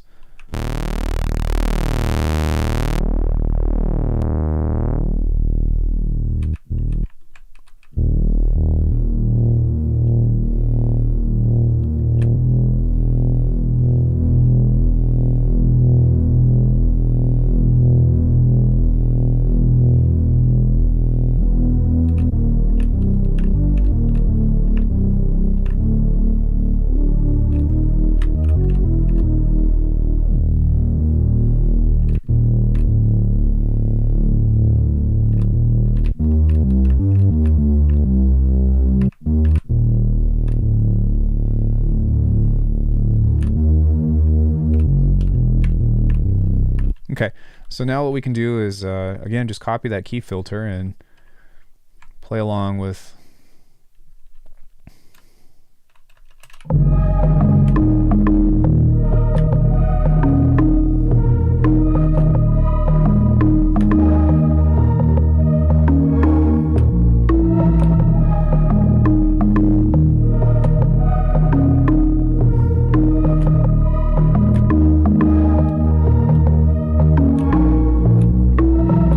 Okay, so let's record that. I know that this is like super muddy right now, but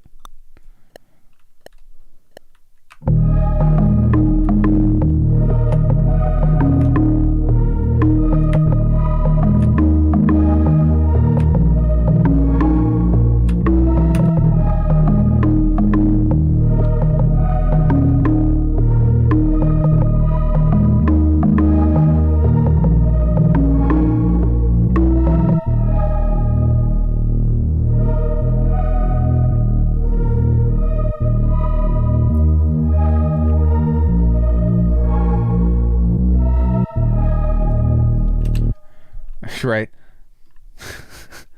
Keep my eyes wide. But okay, yeah, so we've got a melody, we've got chords, we have a bass. Now throw some drums over it, and there you go. I probably will work on this later, but I always hate writing bass lines, yet does bass music. Well, I mean, if you write bass music, then you don't really have to worry so much about like an actual melody with bass. It's more so about like either having a feeling or having a rhythm. I fucking hate writing bass lines too, especially when it comes into like neuro shit or whatever, because it just sometimes it's hard to just make it click. But this is if you start musically. So this is a path. That is one path that you can take. Here's another path that you can take. Let's go back to the sine waves. So we'll go here, we'll go this way. We're gonna solo this. Okay, so I'm gonna move this over here. We're gonna stick within this because, I don't know, it's just my favorite key. I just like working in D sharp. So, yay, right? Check this out, arpeggiator. Here's your friend right here. What we can do is we can start changing a rhythm on this and start maybe here.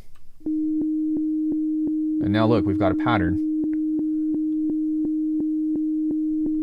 Okay, you could do this into where like you try to like guesstimate and like how to make all this shit work. I wouldn't recommend it. Go back into the key filter and do the same thing. So now let's go maybe D sharp minor. To make a melody sound better, is it better to have better notes or more interesting instruments? So like which one is more important? Phrasing. Phrasing and rhythm is what's important. Call and response is what you should be looking at. And call and response fundamentally goes into rhythm, in my opinion. Because you can, like at the very beginning of when I was teaching you this, if you just have one note, but it's something that creates a groove or a vibe. For example, I'll just do this. Check this out. We're going to show you a cool trick. Yo, what's up, Albert? Okay. Watch this.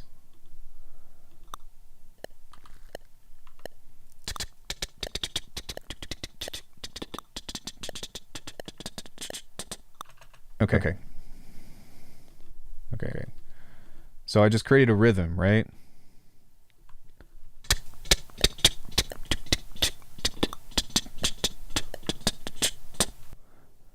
All right, so it's an offbeat rhythm. Watch this, no. So what we can do now is create a replacer. This is why Bitwig is really cool. And we'll go into that D sharp 3. And then we'll toss a phase plant in there, or you can put it whatever you want. I'm a phase plant person, that's why I always toss this shit in here. Let me just find a bell of mine, something musical. Let's try that one. I don't know if this is going to be cool or not. But now that we have this, this is going to replace this completely. So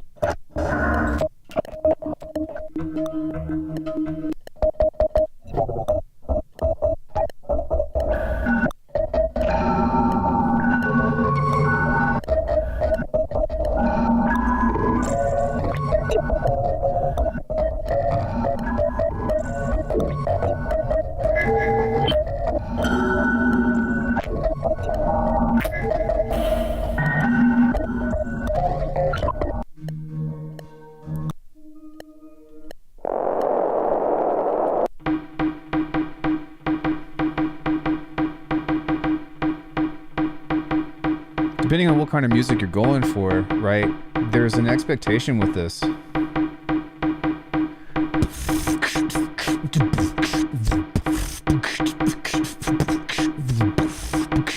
So really what it's about is establishing a vibe, because it doesn't matter like if you use melody, you know, it doesn't matter like you gotta realize that like I'm a halftime guy. That's my thing. And so I think this is my world and how I think about like what kind of beats I would want to make. But like, you know, if you're trying to create like or evoke emotion, then sometimes that's where melody can kind of help. Like melody variation can help inspire that. I think that's the best way to say that. Right, and that's the point too, is that everybody's going to hear different stuff, right? So here's the thing as well. Let's say we were to start over and we were to start with actual phrasing. So, and this is where you can do the opposite of what I said as well, of how to like break down a chord, right? So within this, if you are really keen on trying to establish an emotion, then this is where music theory can be helpful, because we're starting to focus on like, I have this feeling, and it's like I don't think that chords or like pitch and whatnot can like create a feeling, but I do think that it's easier to translate the inspiration. So if we were to start like this,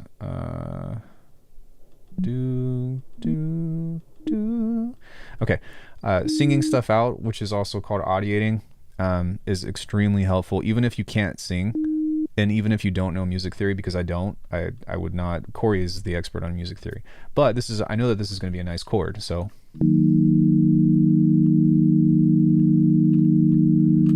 something that you can do is, if you do write in chord progressions, then you can get one nice chord. Then there's a lot of like abusing that you can do with this. So what you can do is duplicate this and then go like 5 or 7 semitones. It's going to change it a little bit out of key. You're going to be playing a different mode now. But what is cool about it is that it's going to kind of have a little bit of a different flavor, and it still works. So look at this.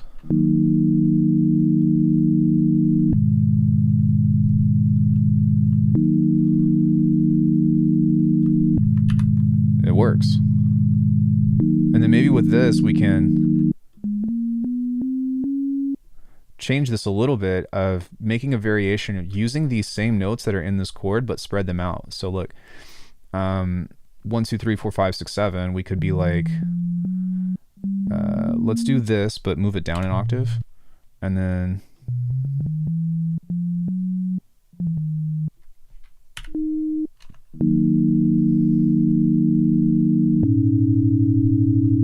we can use that because it's an interesting chord. It just doesn't quite have a home yet. It doesn't sound resolved. So maybe we can do this, and we're going to duplicate this guy and then pitch it up an octave. Yo, Ritz, what's up, bro?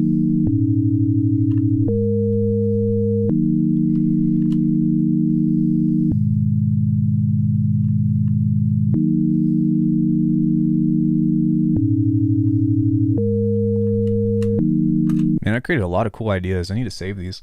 But you can make chords out of that by just one chord. And this is like a very basic thing, but you know, if you know one chord, you know a bunch, because the thing is transposing and all that stuff. I mean, really just creating a chord in general. If it sounds good to you, then this technique applies.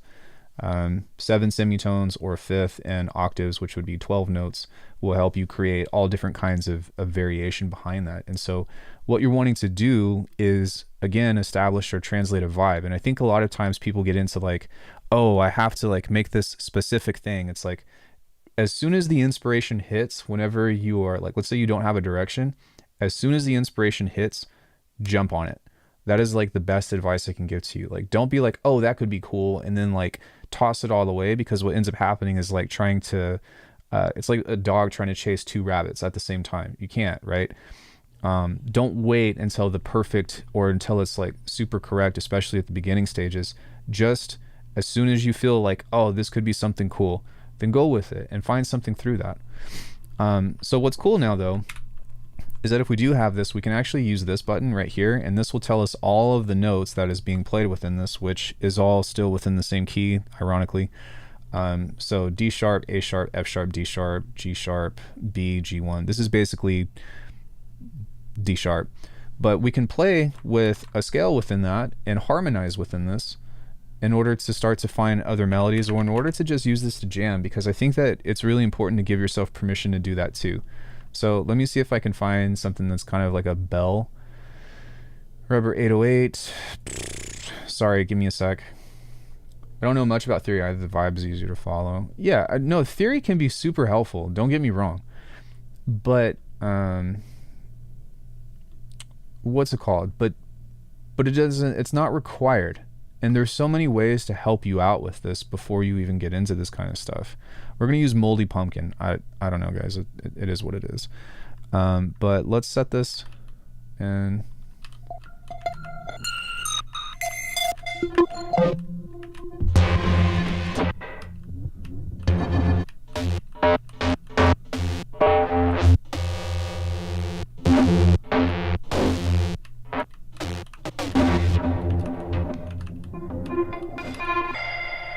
Okay, so now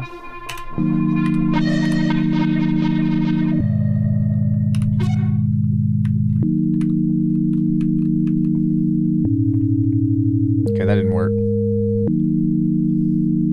We'll just create something.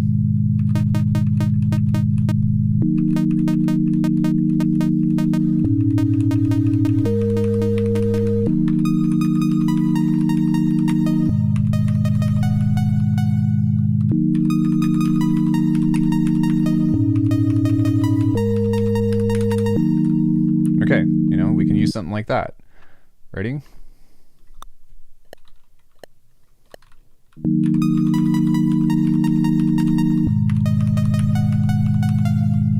Sorry, I fucked up. What did I just play?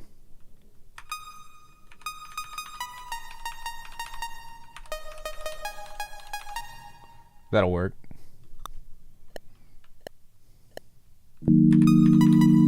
God damn it. I'm sorry, guys.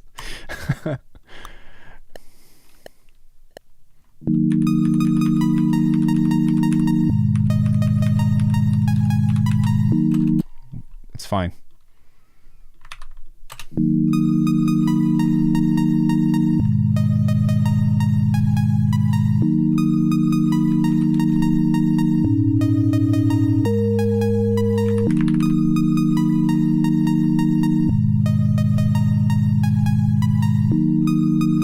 Now we can just play around with harmonizing.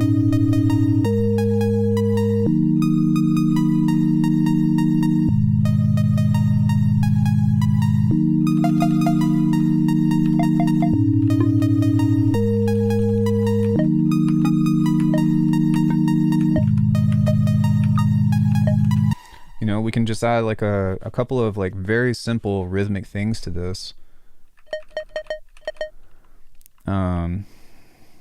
Maybe like so. And then we'll just play with octaves on this, so.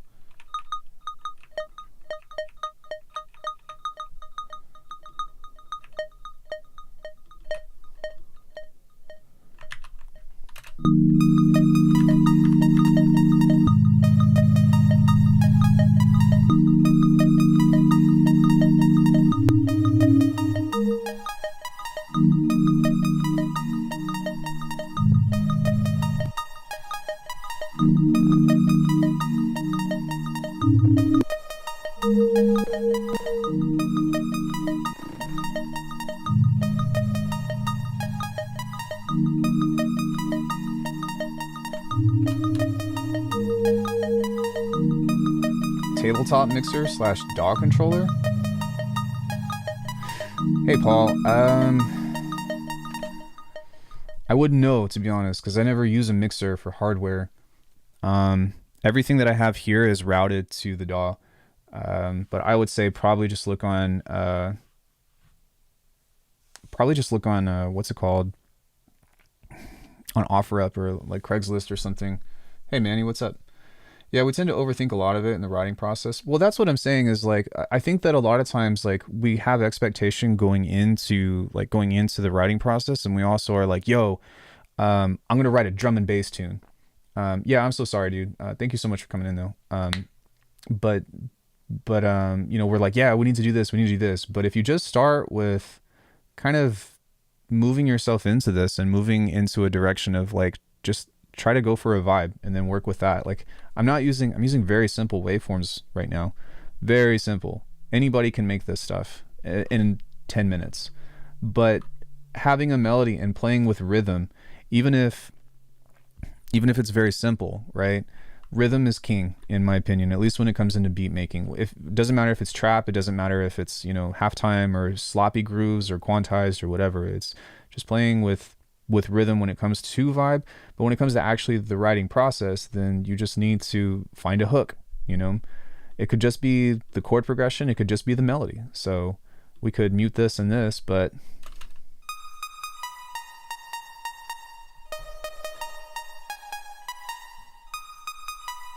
like, how many different kinds of beats do you hear over this?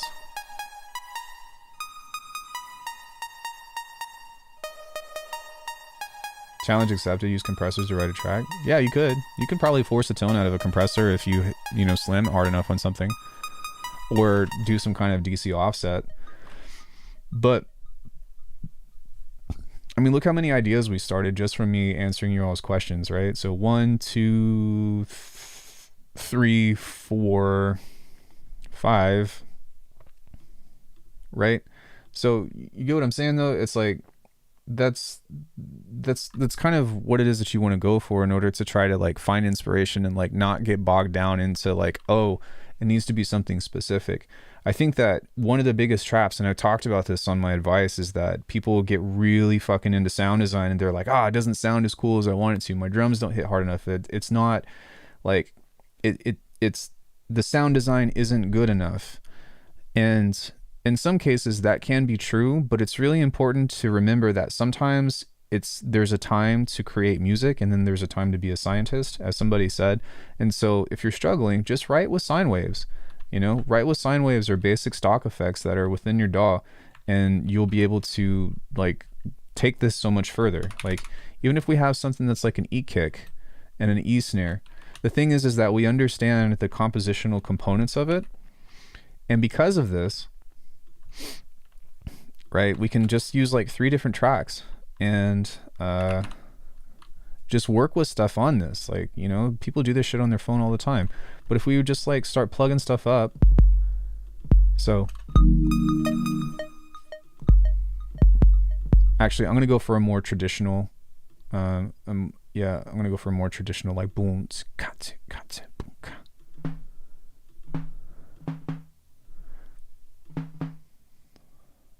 come on.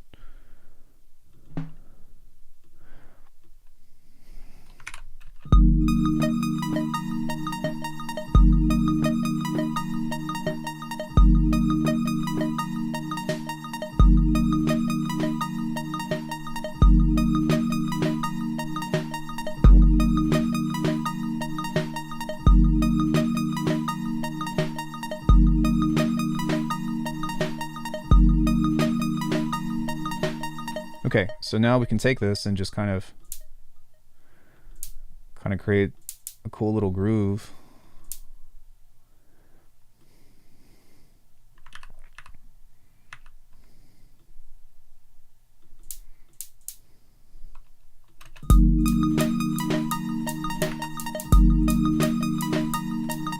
It's a little bit too off.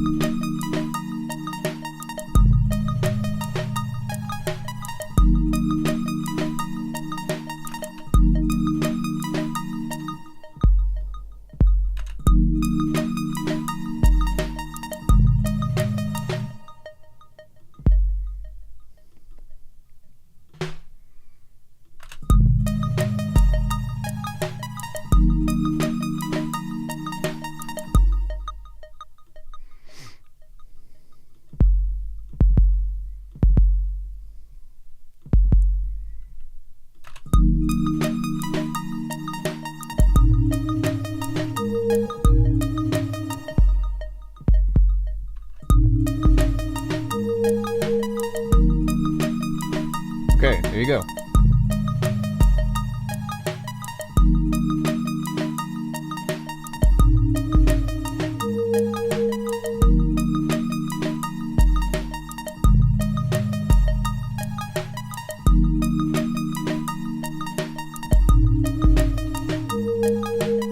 So the thing is like, once you have this understanding, like, you just replace the sounds with better sounds, right?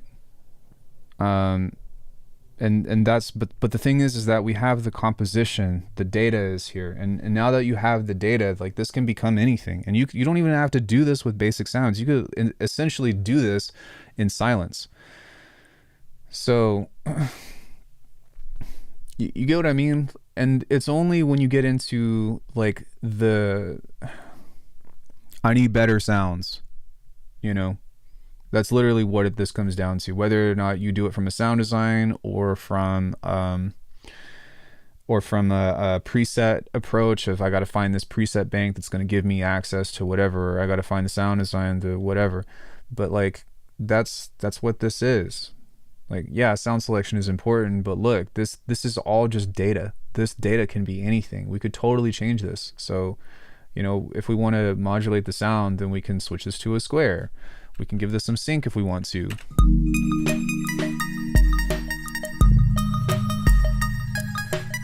Right? We could add some kind of layering to this and make it better. But like just starting with very basic waveforms is so important. Or just starting with, focusing on the composition is so important. Hold on, let me see if I can find something. Guitar, hand flute, let's do that.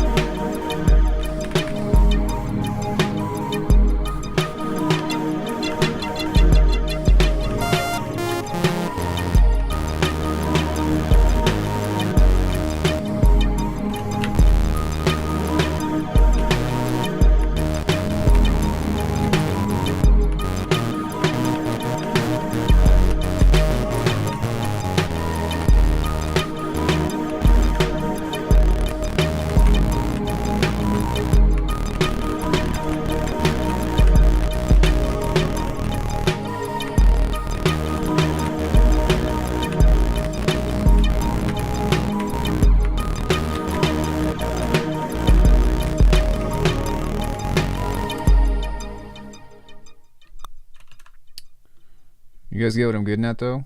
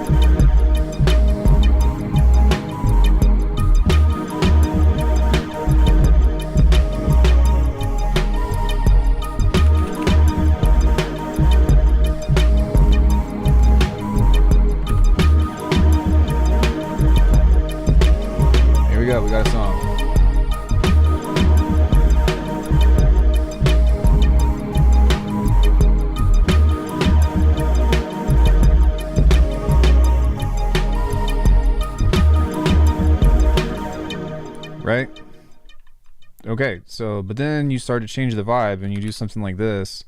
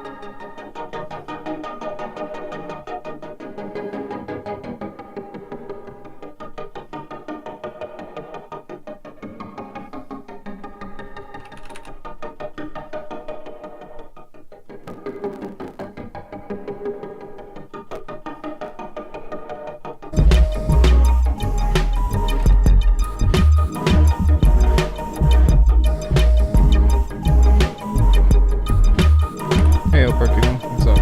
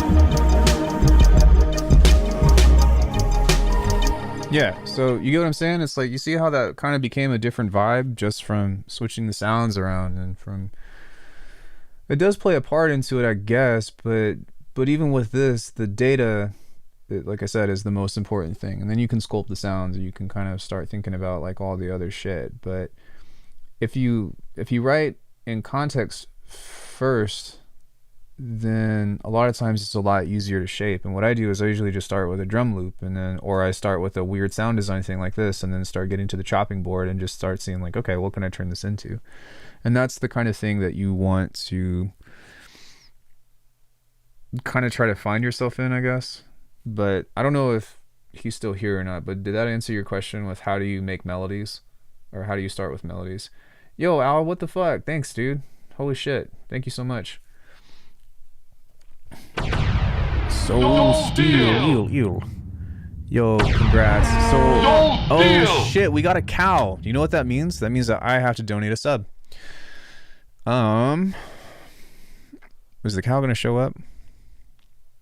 Yeah, anytime the cow goes off, the cow goes moo, that means that I donate a sub. So I need to pull myself up on chat. And then I will donate a sub. Give me 1 second. Soul Steel. Membership gifting. You guys ready? I'm gonna match you. Here we go.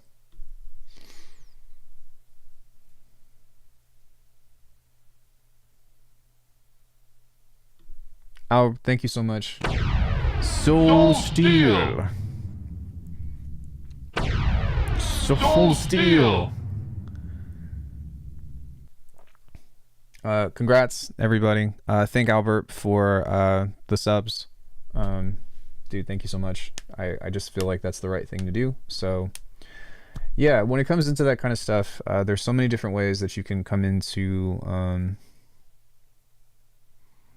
just understanding how melody and stuff works. But I take all that shit away, and is that random or do I have to click something? Is what random?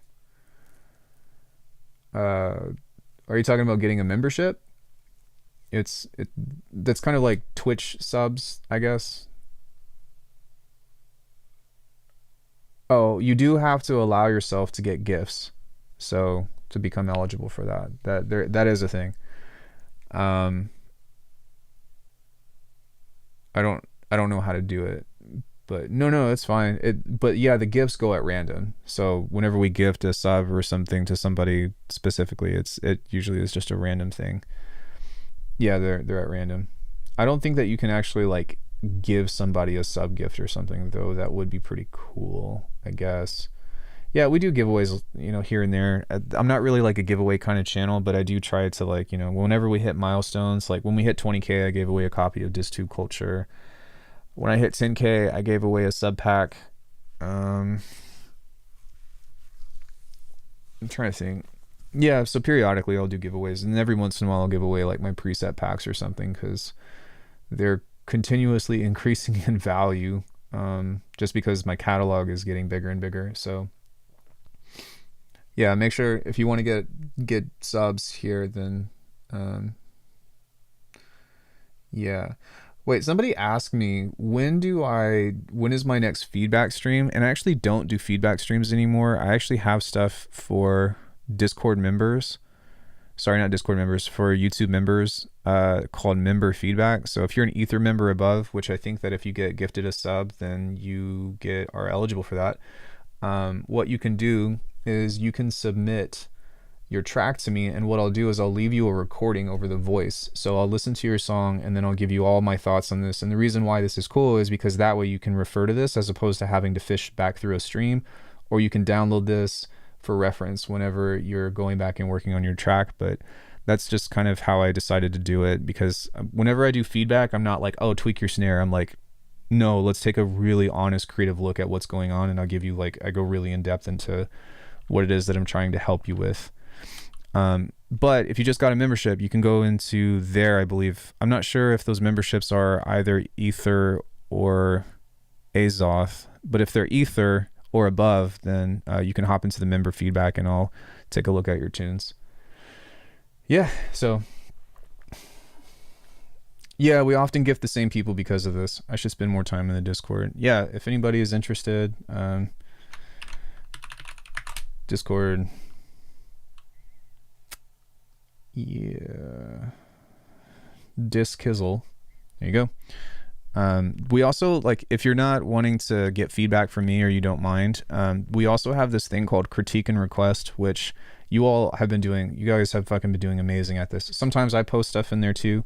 This is a shitty drum and bass track or whatever, but what you do is you give the person above you some feedback, and then you post your track, and then what ends up happening is there becomes this ecosystem of where you're giving people stuff, and then that helps them give stuff back to you and whatnot. And it's just a way to kind of help keep people accountable, as opposed to just doing self promo of being like, oh, yo, you know, feedback. It's like, and part of the reason why I try to enforce this as well is because giving other people feedback is so helpful in your own cultivation. So, you know, I mean, there's a bunch of feedback channels and stuff too that will just like take whatever you got, especially for growing channels and shit. But I do find that this is a good skill to have, and it's just how I prefer to run things with my community. So yeah, and usually a lot of the people that are in here are very knowledgeable, and I challenge you, in fact, to like really listen to somebody's shit and really be like, this is what I think. Don't just be like, oh, I got nothing, it's perfect, or I don't know what to say, and then post your thing. Like, that doesn't really help people out. Challenge yourself and find something, even if you don't have anything off the top of your head, to like give somebody some kind of creative suggestion, or you know what I'm saying, just something. Let's see, what are we listening to today? Let's listen to Dark Mirror and then PayPal World. Be right back, guys.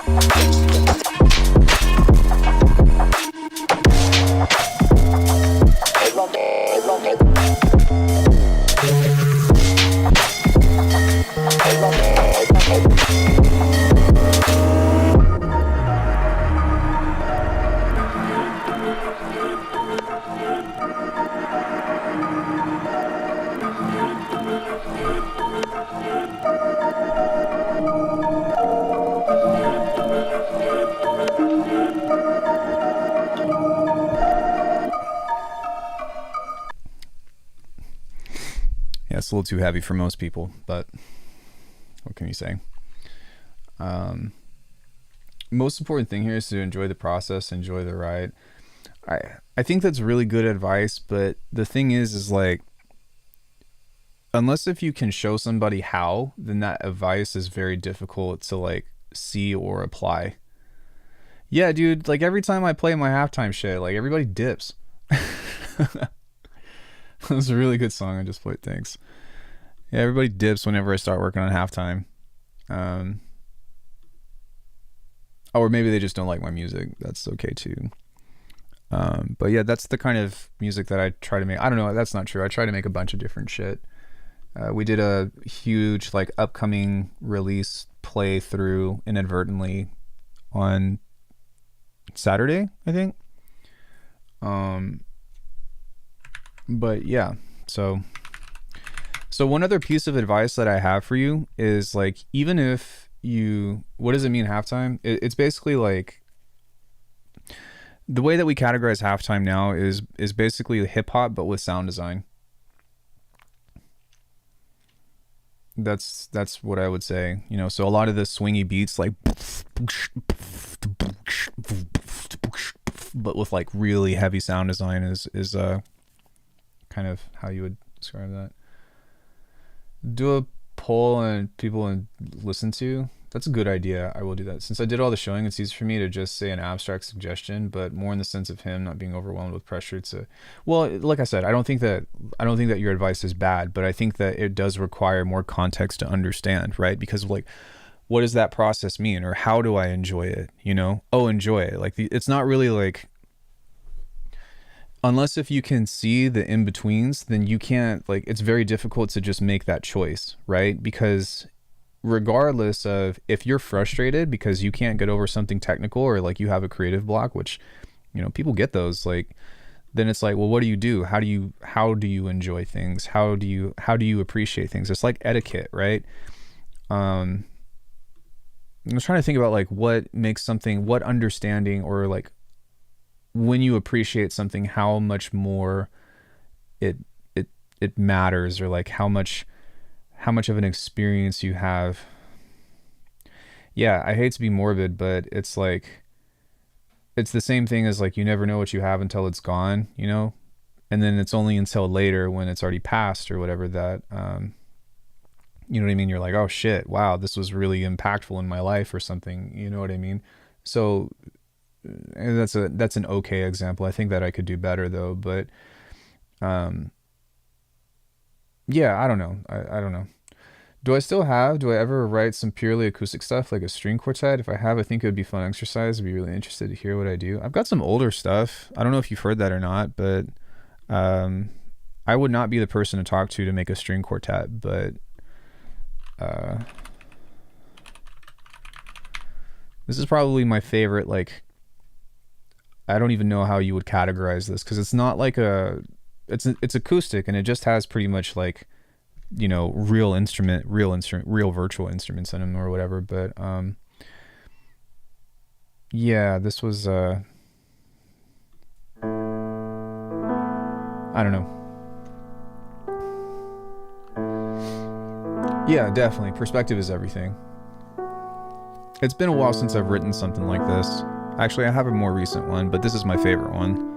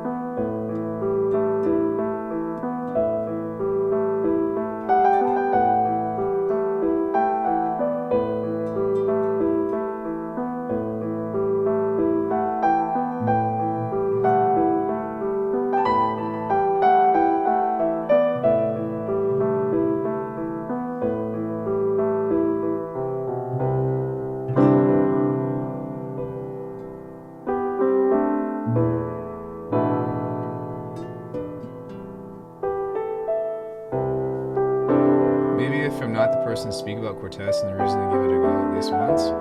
Dude, I make so many different kinds of music.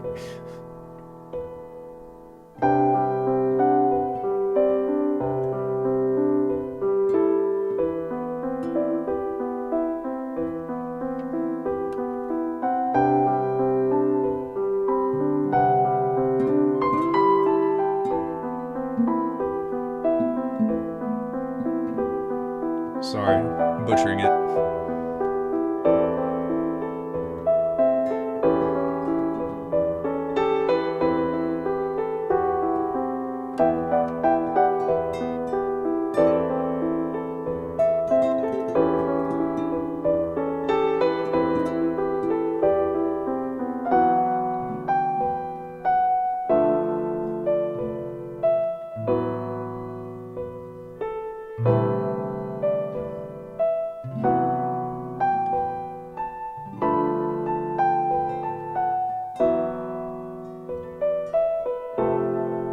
Thank you, BB. Ooh, this part.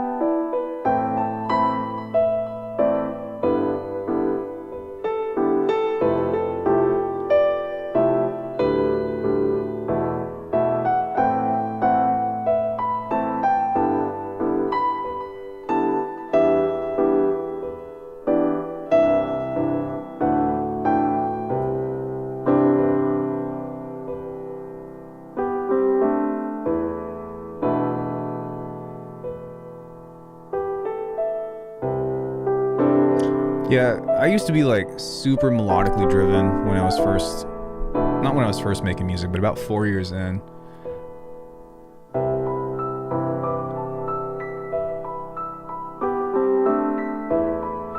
The Spectre's really cool too.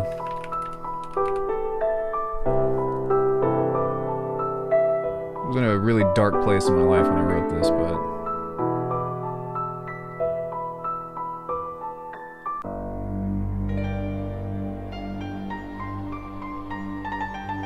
yeah, sure. Yeah, I've got so many. I haven't tried everything. I've tried a lot, though. I honestly tend to enjoy playing guitar more, though.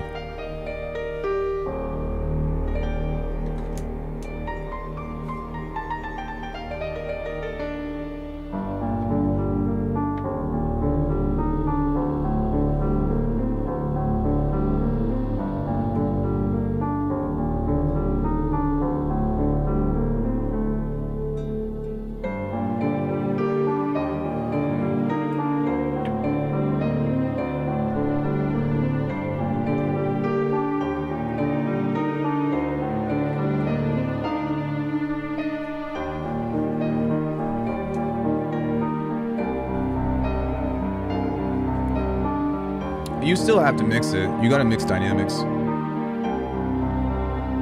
Do I make anything like Virtual Riot?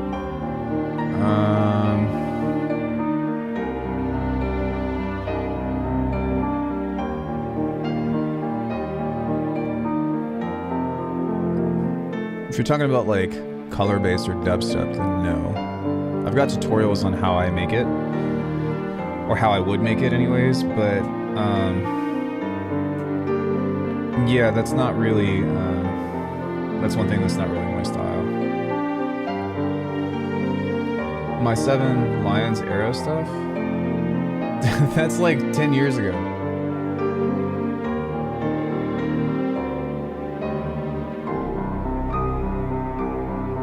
That's processing, technically speaking. That's mixing. Mixing is processing.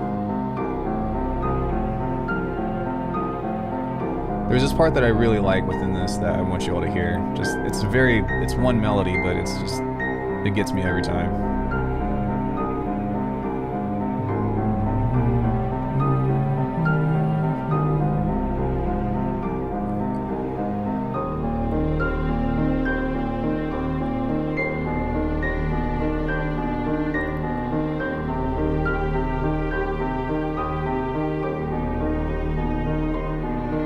Agree to disagree. You've got more than one note. If something has too much resonance in it, then you got to mix it. You also have to mix the environment that it's in. It's not just the instrument itself.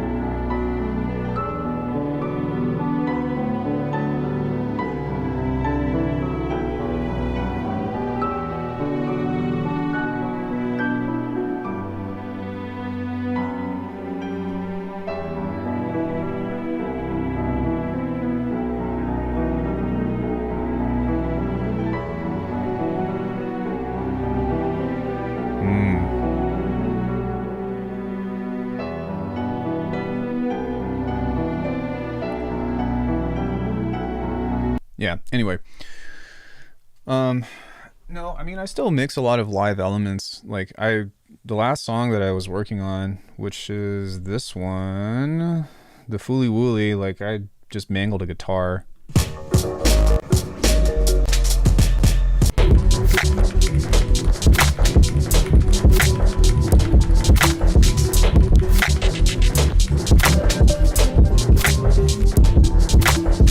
That da da, that's actually guitar.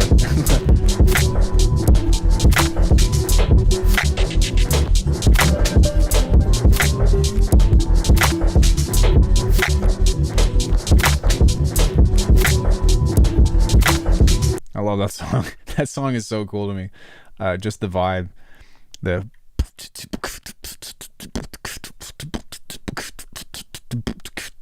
that's one of my like favorite like Flying Lotus inspired beats, or just that beat pattern, I guess.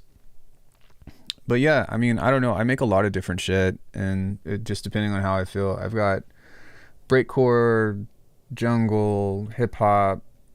I tried neuro techno, got a trance beat, got a Lorne kind of beat. I've got industrial. I have boom bap, hip hop, ambient, IDM.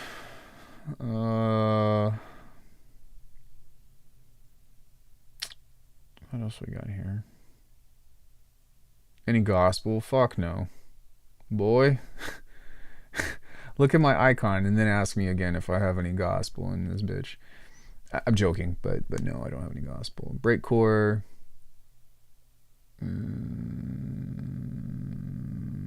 neuro techno, trap. I've got some trap.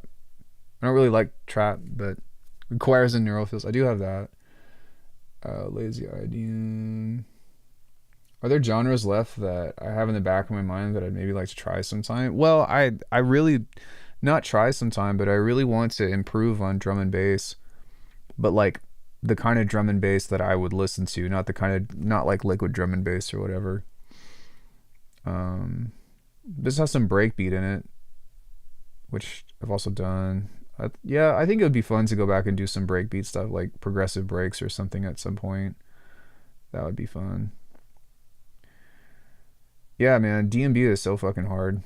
I've got incidental music. So I actually have an EP of this that's just like storytelling stuff that was really fun. I don't really know what you would call Dream Chamber, because Dream Chamber is kind of like a IDM slash jungle. I don't really know how you would categorize that, to be honest. But yeah, I've got stuff that's more of just like narrative driven. So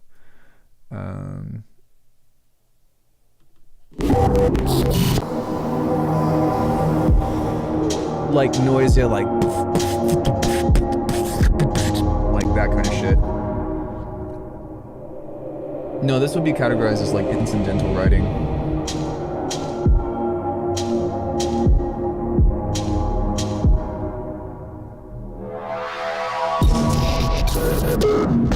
Oh, Dream Chamber would be experimental? I guess.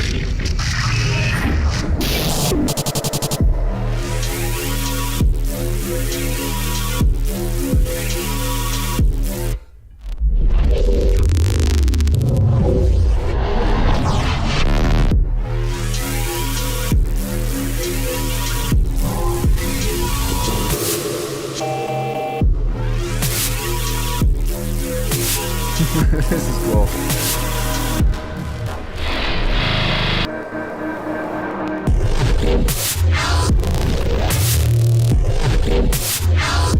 My drums suck though. Oh my gosh. My drums are so ass. What sounds like?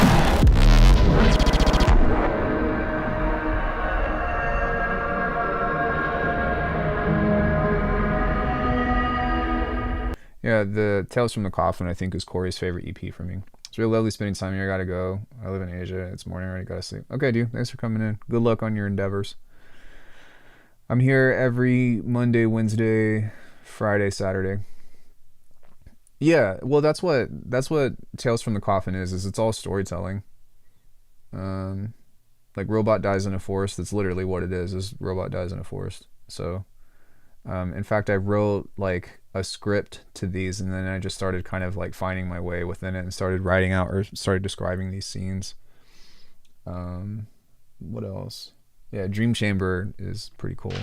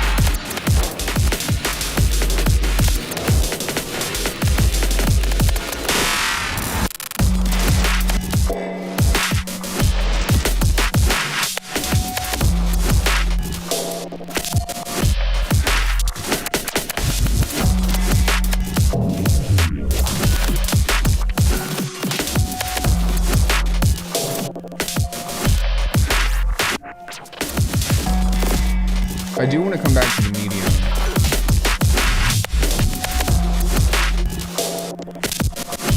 Change out the drums.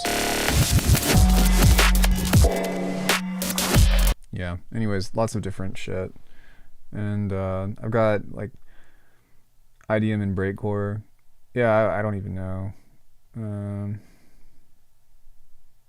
It doesn't really matter. It's just, it was something that I had to do.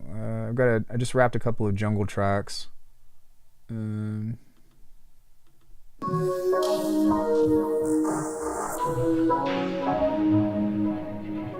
was an old tune that I actually brought back from a couple of years ago.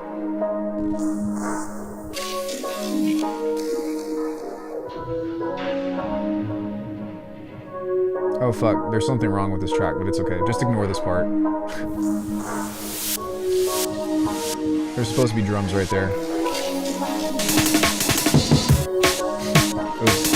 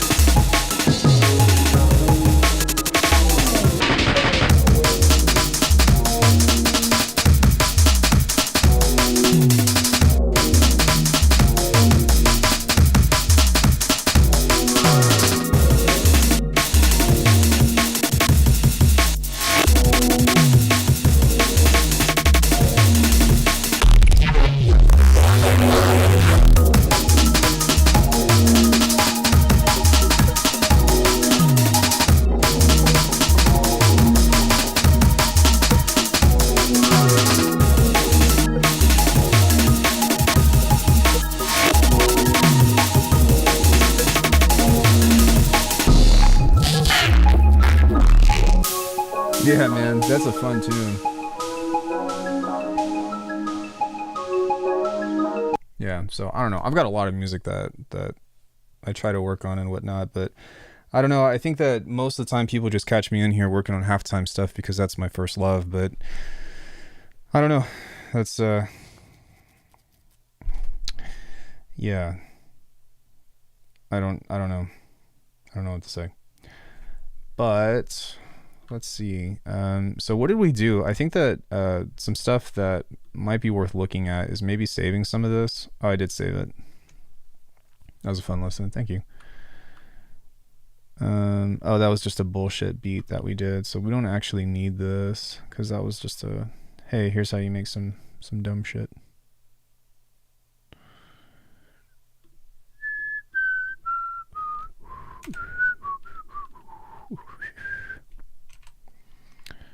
We got that saved. We have, what is this? Oh, this is that other chord progression that was pretty cool.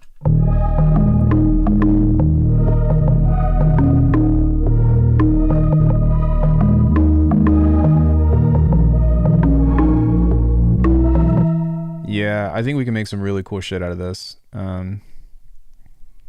So we'll probably save this one and this one for the next couple of tracks.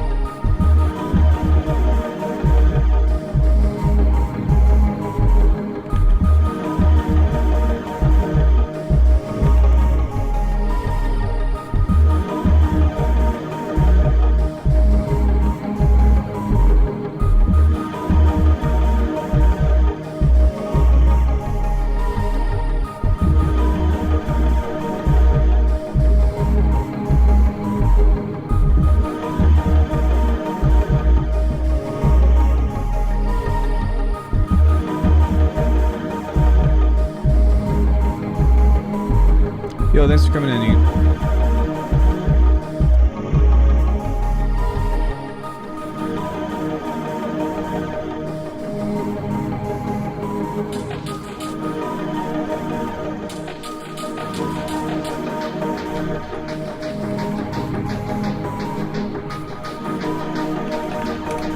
Here we go.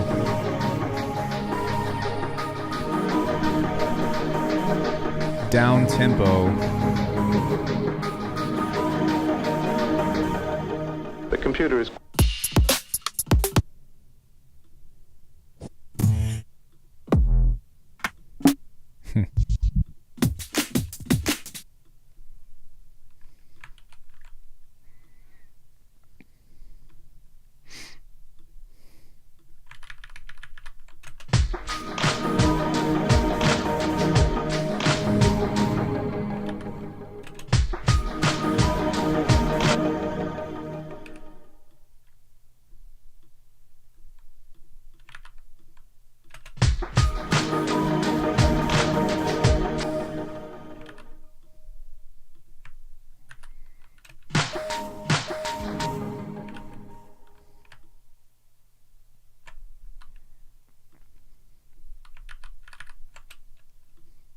This is just a quick and dirty version, but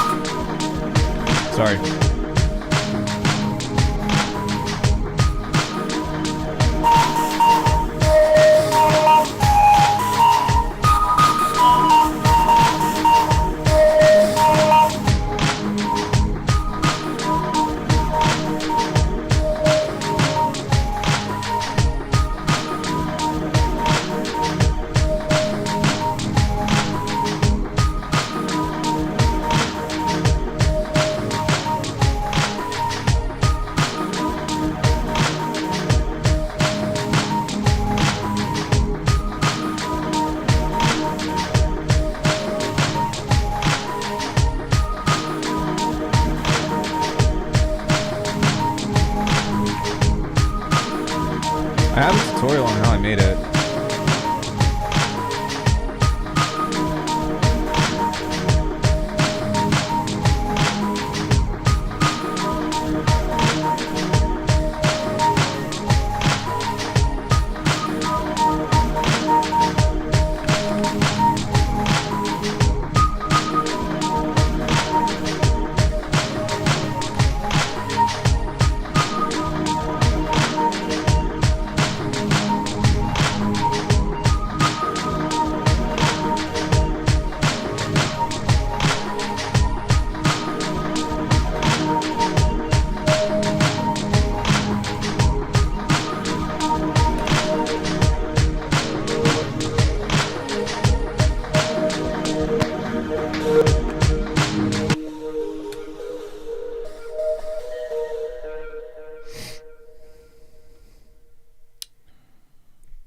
Heard another thing in here that would probably be cool.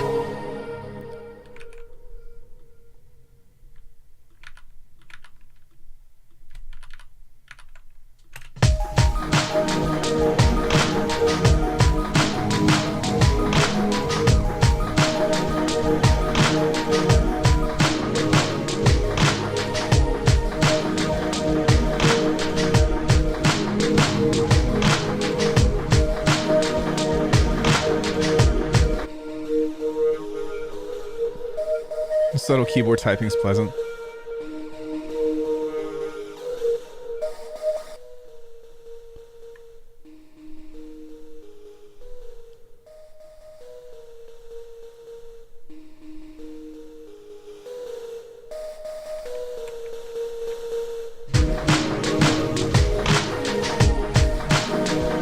In a lobby with a few hobbies.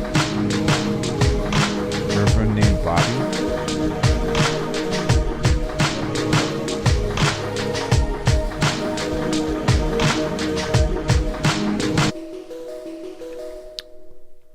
This isn't quite what I wanted it to be, but it's okay.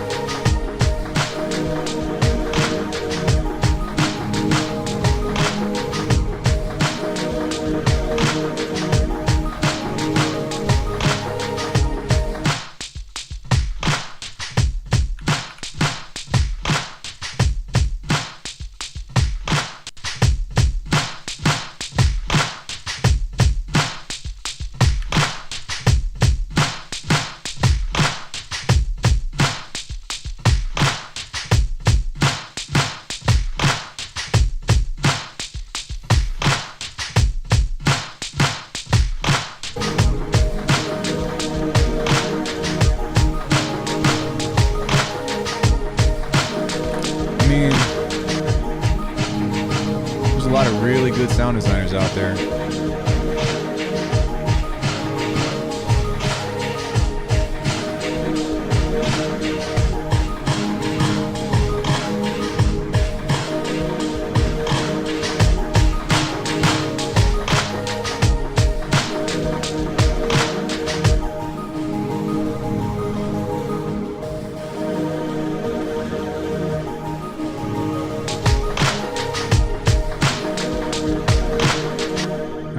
This is a little bit robotic, so let's fix that.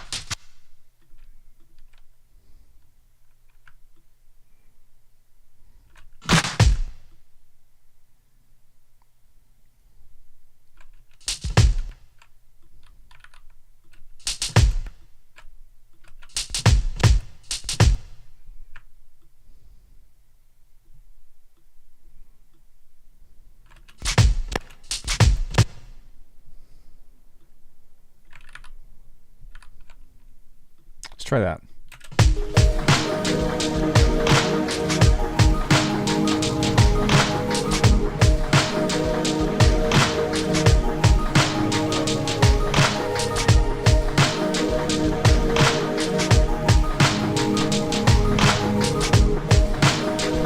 Yo, Levi, what's up, bro?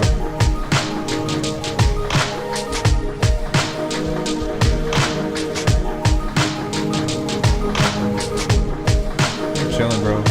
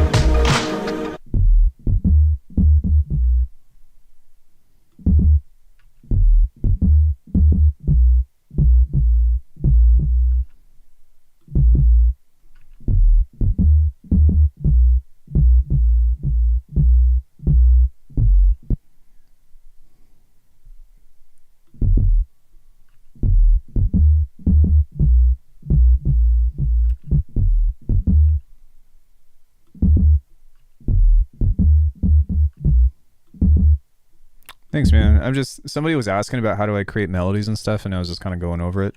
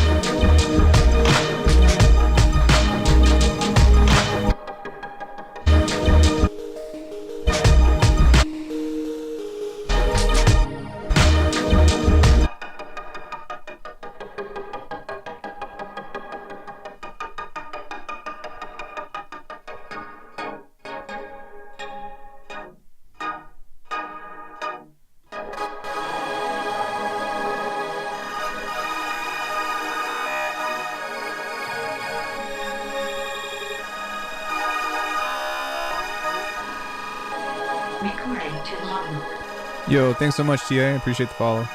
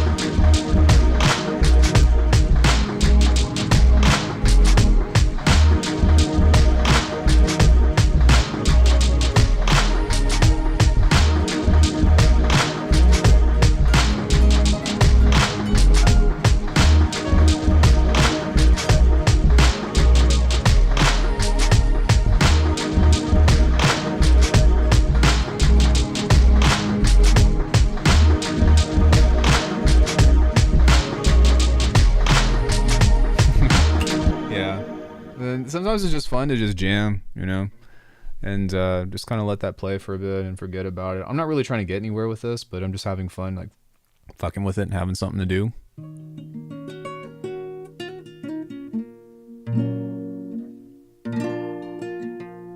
This is way out of key now. I don't know what happened.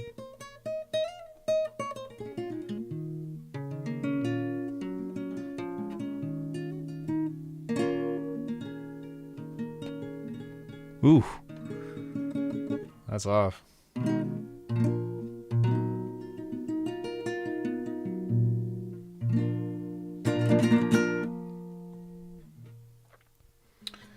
Yeah, I think what happened was I let this rest on the counter thing or whatever, and that tuned that out. But yeah, I don't know, just fucking around with shit like that is kind of the name of the game. But you know, creating different stuff like this, or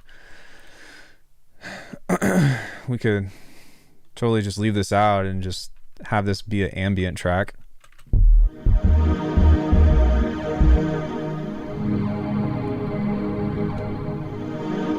We could duplicate this.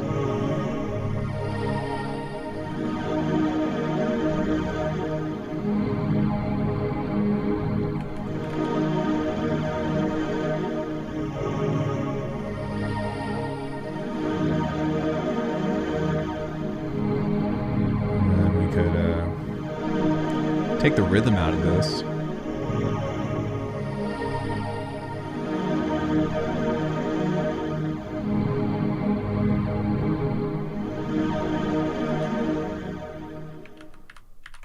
And instead,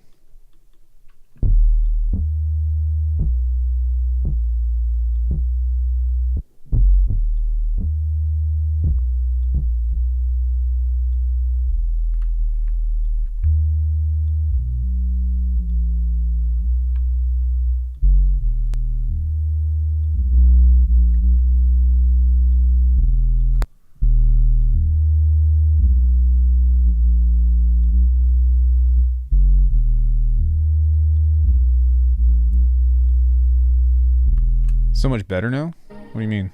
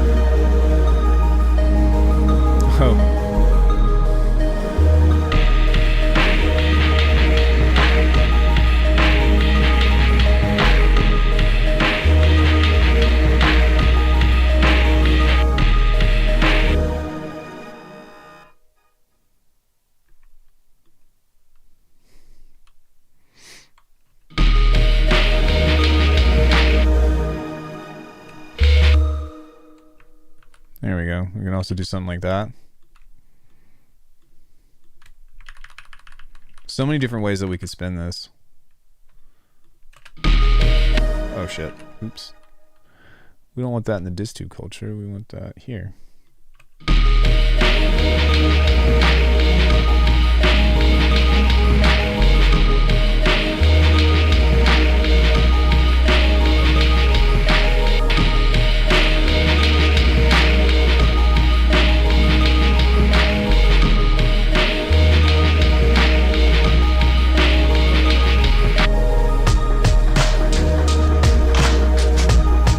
I actually like this better.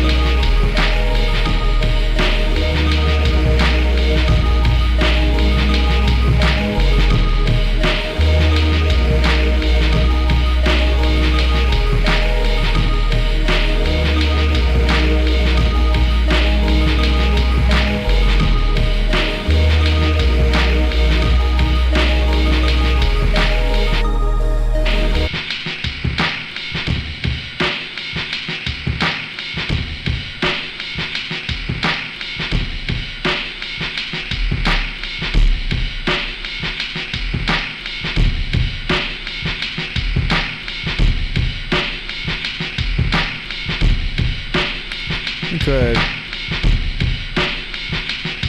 I'm just.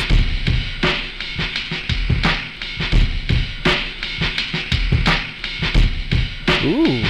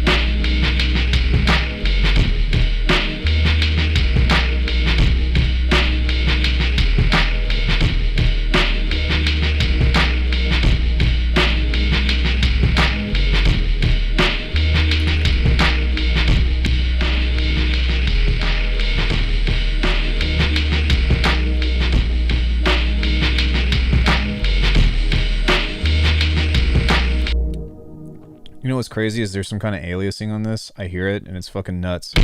Yep, there it is. Fucking wild.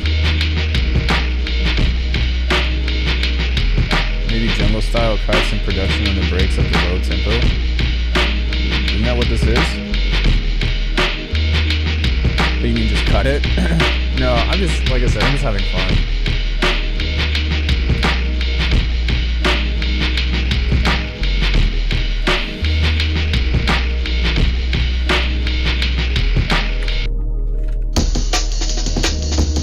Yeah. It's like a old school, like 90s, you know.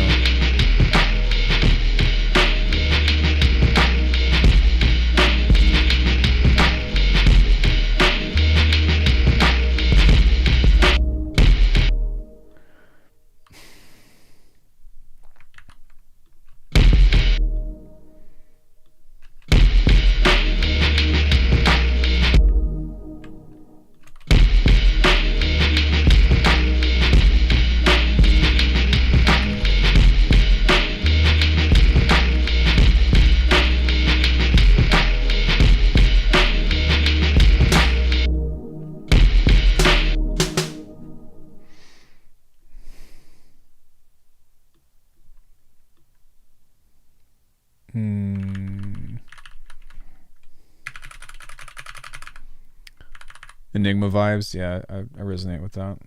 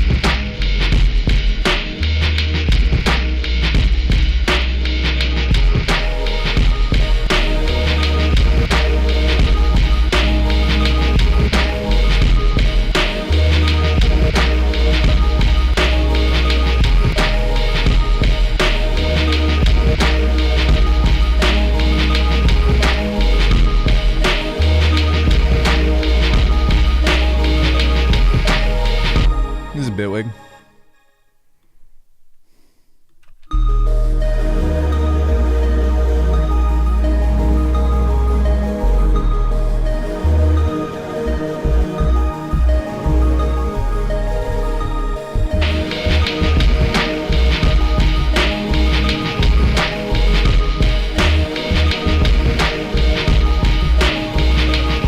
Yeah, it doesn't give you a discount though, which thank you, but I don't know if you all noticed or not, but I don't really plug that a whole lot.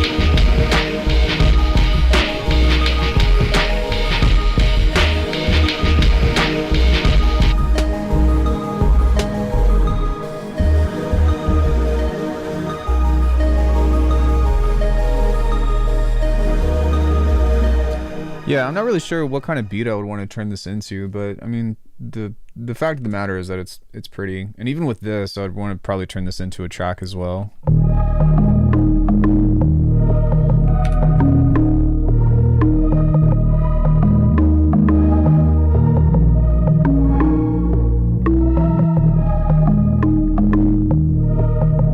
No, I've just been fucking around.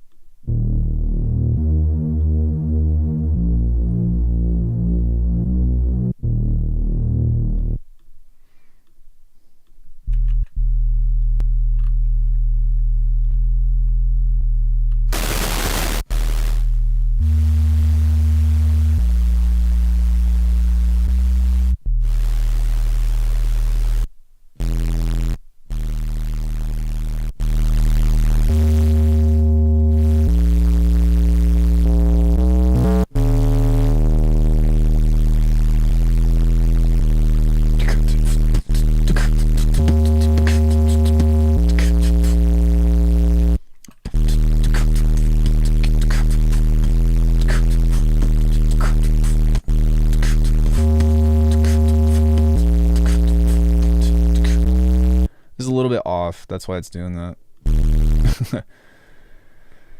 It looks like all of this is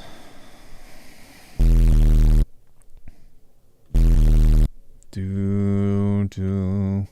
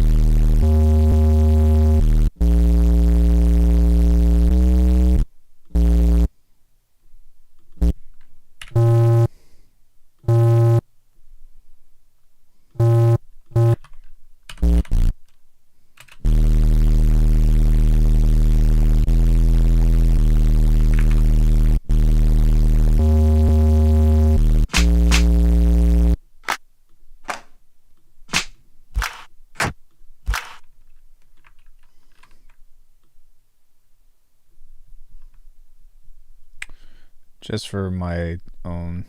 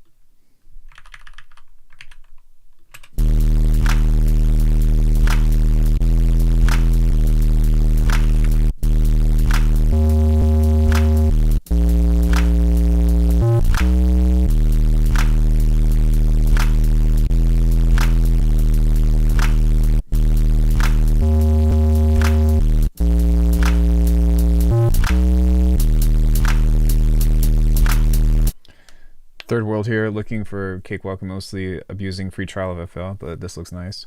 I mean, those are great DAWs too, so. Could that be the B section for the thing I was just working on maybe? I mean, it's in the same key, so, I mean, perhaps, but I'm gonna make this sound, I would make this sound like just really fucked up, so.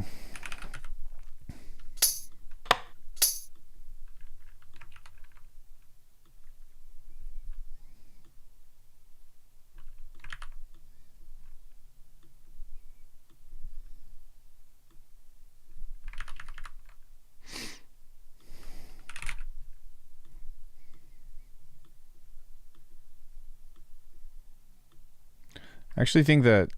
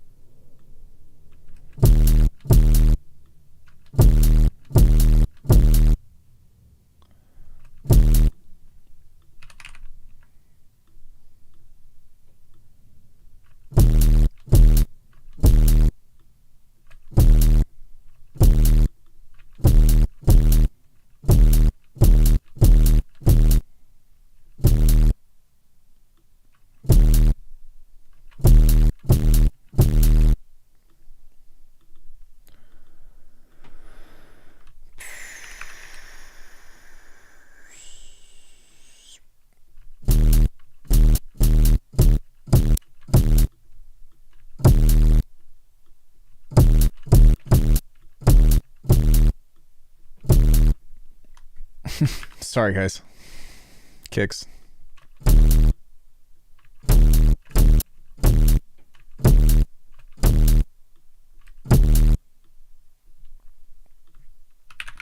Kicks, am I right?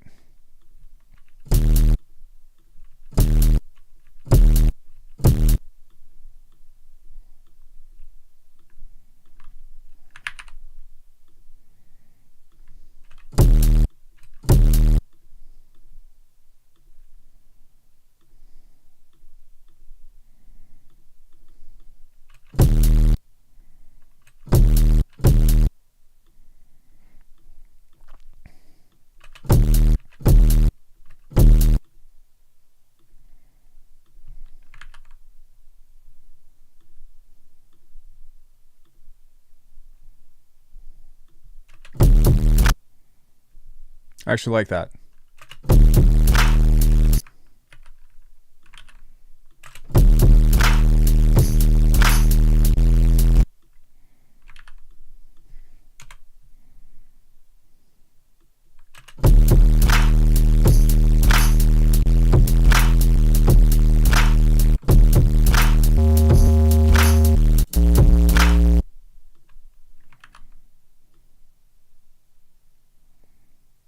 This kick sucks, but it doesn't really matter.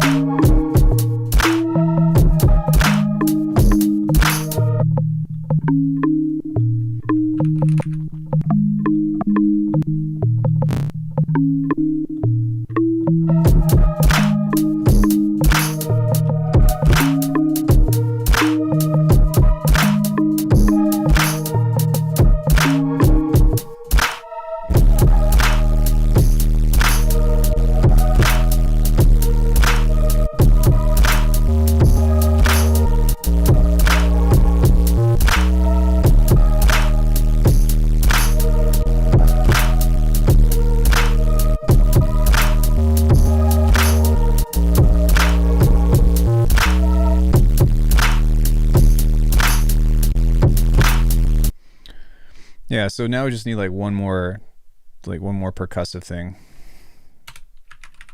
So I don't know, something like this. Actually, yeah, something like this would be perfect.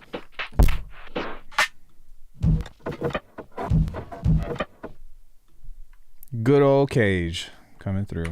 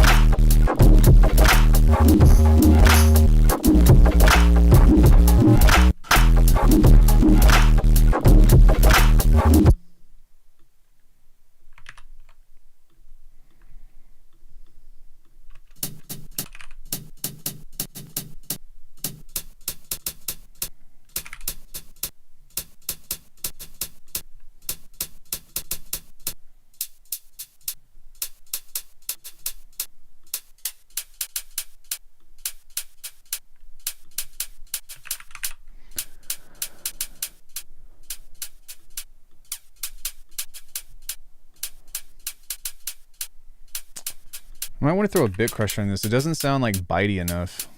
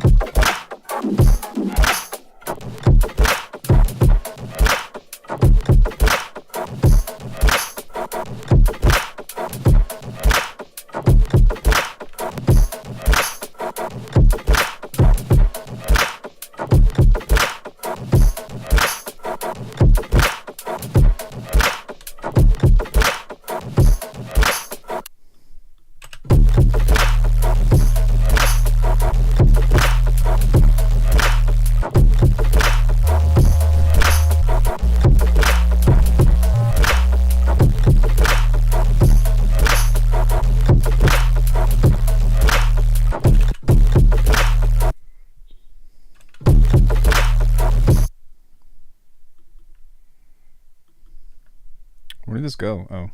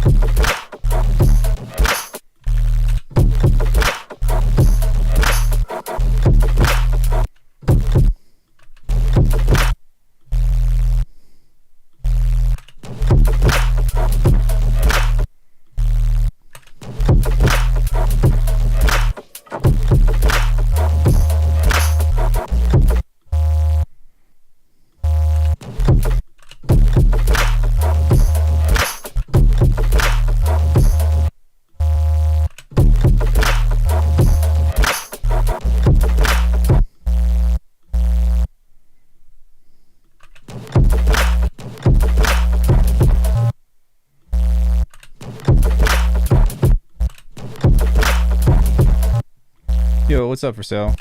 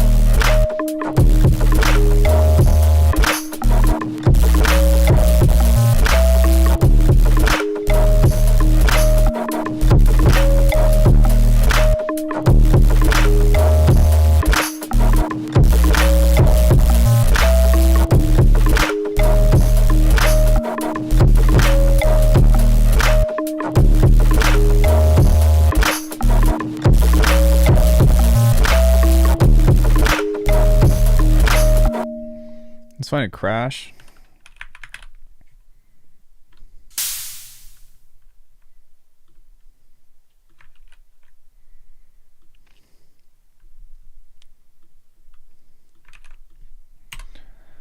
How's it going for sale?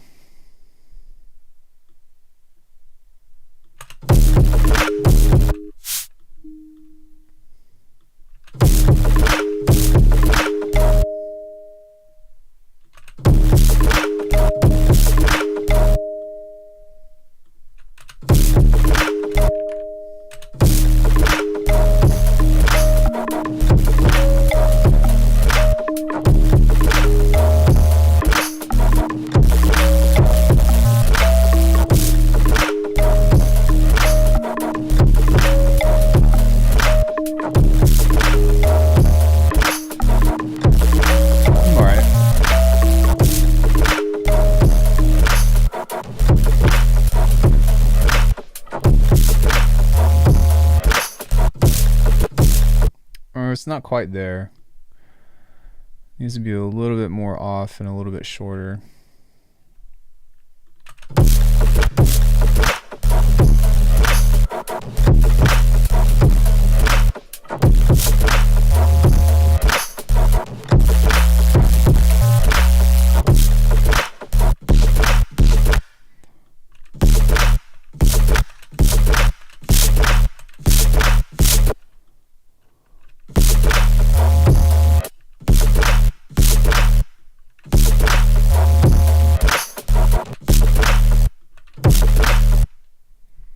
That sounds pretty good.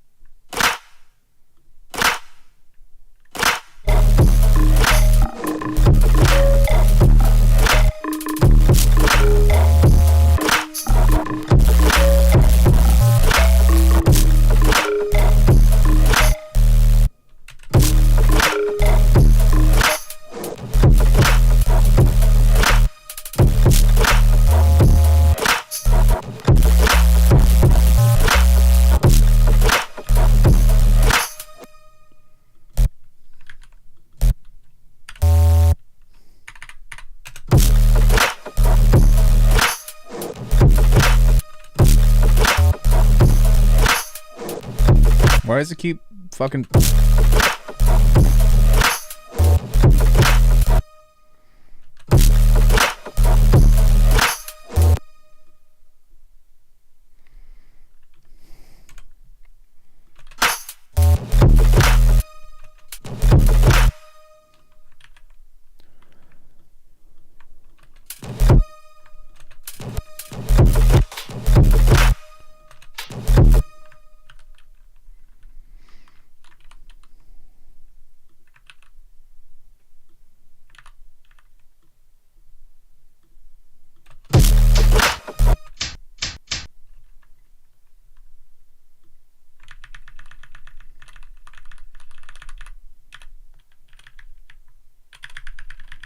What happened there?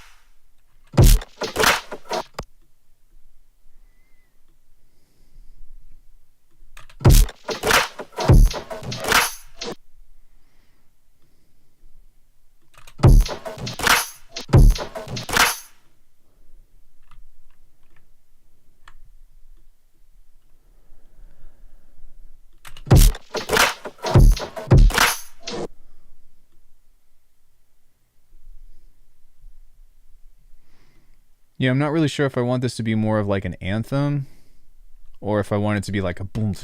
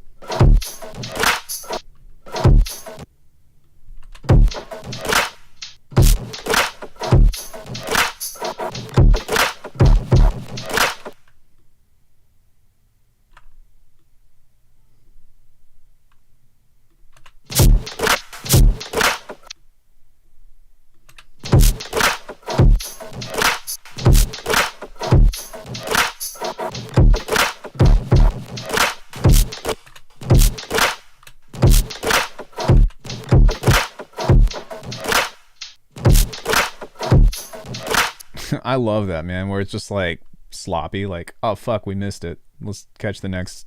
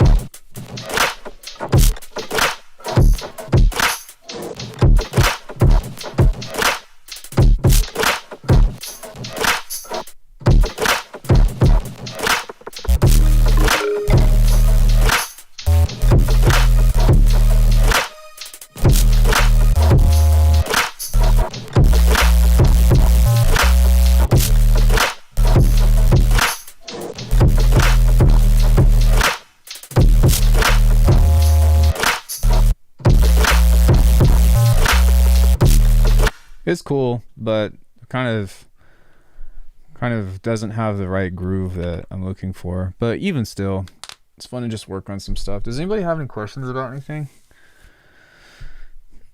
Any questions?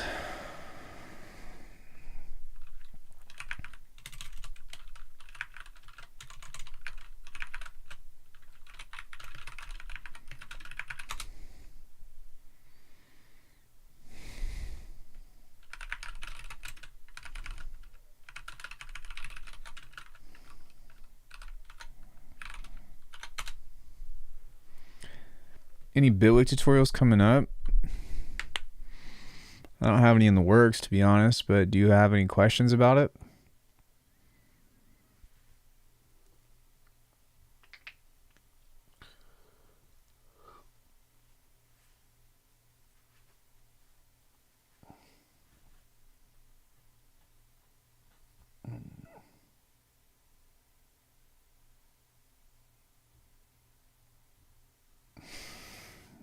Man, there's like half an album of songs that I would want to try to put together. We have two main ones on this, which I'll just splice these together. Splice them together. What is this? What is this? What are those? What are these? Have you guys seen fucking Metal Gear Solid 2 when Raiden is grilling Fat Man on like the bomb thing? He's like, what is this? What are these?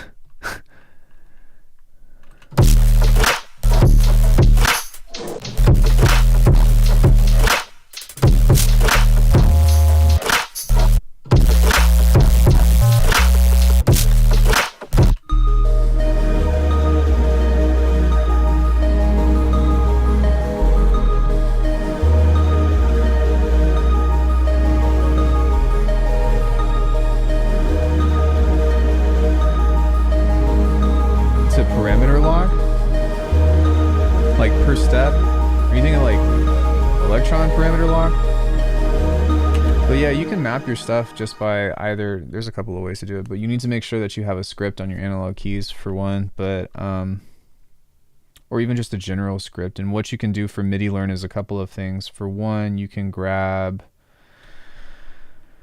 let's just say you want to set this to a macro here.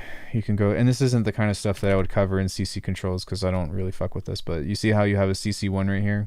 So you can map this to learn CC and have that set up. Or what you can also do is go into here where it goes green, and then you can touch a control and say pitch, and then you can set it up to your MIDI controller in order to map that respectively. And then once you have something like that, then I don't have a MIDI controller plugged in, but you can set your parameters about how you want to do that. But if you're talking about like parameter locking with like steps and stuff, I wouldn't really know how that works because I'm only familiar with that term inside of like the Electron workflow.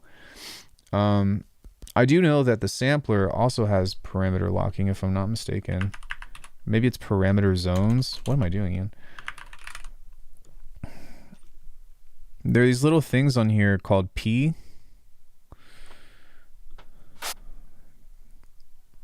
You got to open this up. But wait a second. Oh, it might have to be multiple, convert multi. There you go. So you have zone parameters, but that's not really parameter locking. I guess what that means is like if you play a certain key range, then you can set different parameters of like, yo, from this point to this point, we're going to have the filter over here. From this point to this point, it's going to be like attack and release is going to change, you know. So that would be how you do that, I think. How would you even set a zone parameter on here? Oh, okay, so you would set the percentage of a zone parameter. Okay, so that's how that would work. All right, that's not that complicated. I don't know, does that kind of gear towards your question though? Or not really?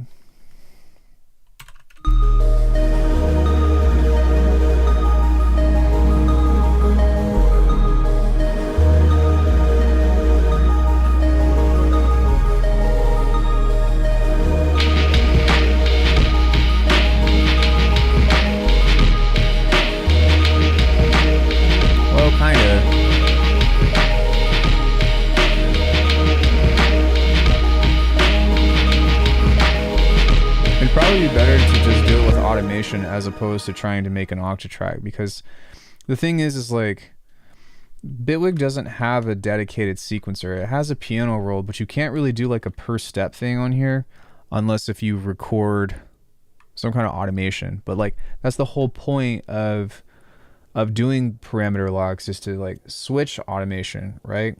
So one thing that you could do that's kind of like a parameter lock is you can have a let's say like you have a sampler in here, right? Let's pretend like this is an octatrack. One thing that you can do is you can create a multi-sample and throw some stuff in here. Let's just say like this is your sound bank, right? Well, what you can do is highlight all of these and go right click, distribute select equally, and now this is your parameter lock here. So what you can do is let's just say like we've got a kick like this. And you go C3, like parameter locking is a cousin of automation, to be honest, because like you just got to change the way you think about it. But if we go like this and we hit 3 and then we go boom, wait, option, and we have a different kick on each one of these from the select here, you're going to notice that these are all going to be different. So this would be the same thing as parameter locking, because look.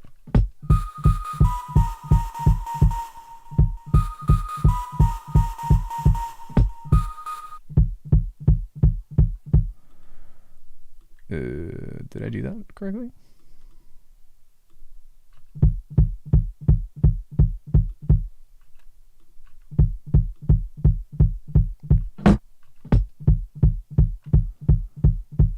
Okay. I don't know what happened there. I think it was because I threw the sampler in here incorrectly. So if we just start from multi-sampler, I think that's why that got fucked up. But let's try that again. There we go. Okay, right click, distribute select equally. Now you'll see that there's all this. I think this is going to work better now. So let's try that. Oh, maybe let's also do da do da do da do da do da do da do.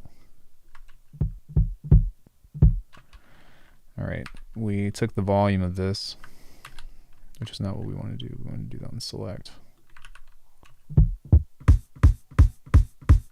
There we go.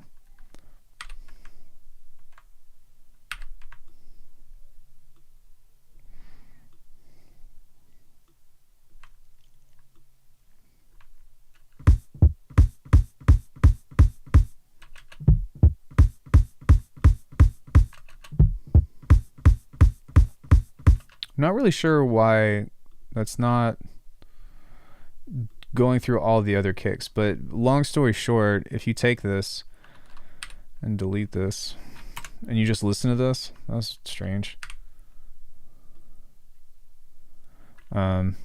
Check this out.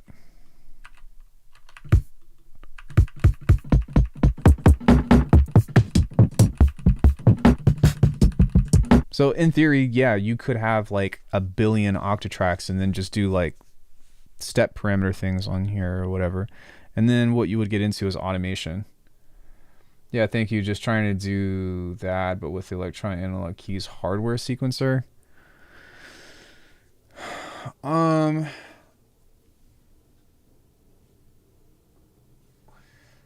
don't know if that's possible because I don't know if the analog keys has a generic hardware controller.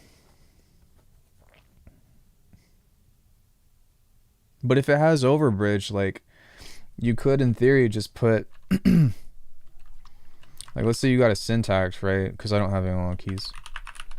But the thing is like you can actually control and manipulate stuff on here with the modulators in Bitwig. So, you know, let's say you're using the analog keys for something or whatever, like you can modulate a frequency here with any outside stuff or with an external macro or whatever, or automation, because you could just, you know what I mean? You could just utilize that. So anything in here that you want to fuck with, track, XYZ, whatever, new sound, synth, SD basic, all these things, right? Like you could just design it that way.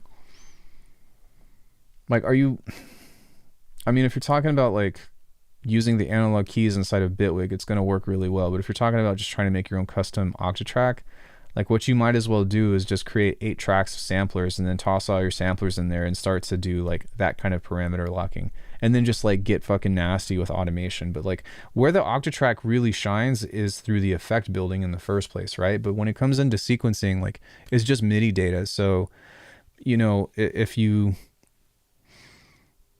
like, it's actually easier, I would argue, to do with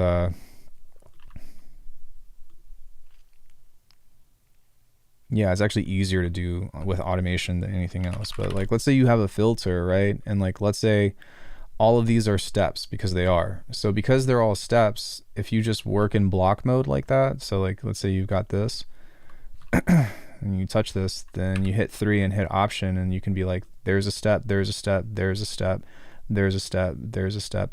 The thing is that this is a parameter lock, right? Because we're locking, it's automation, but we're locking the filter into this position. And then what you can do is you can take this right here, or like you can add another effect on here, kind of like, I don't know, reverb, and then do the same thing, right? You just go to the distance here, and then you can either like copy this if you wanted to, or you can just like create your own thing just by going like this. And again, holding option will kind of have it in a step mode like this.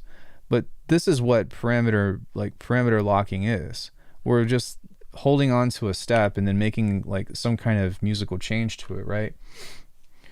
But the thing is that like once you have this step, like all you have to do is just copy this and make sure that this thing is on, which is right here, which is follows automation.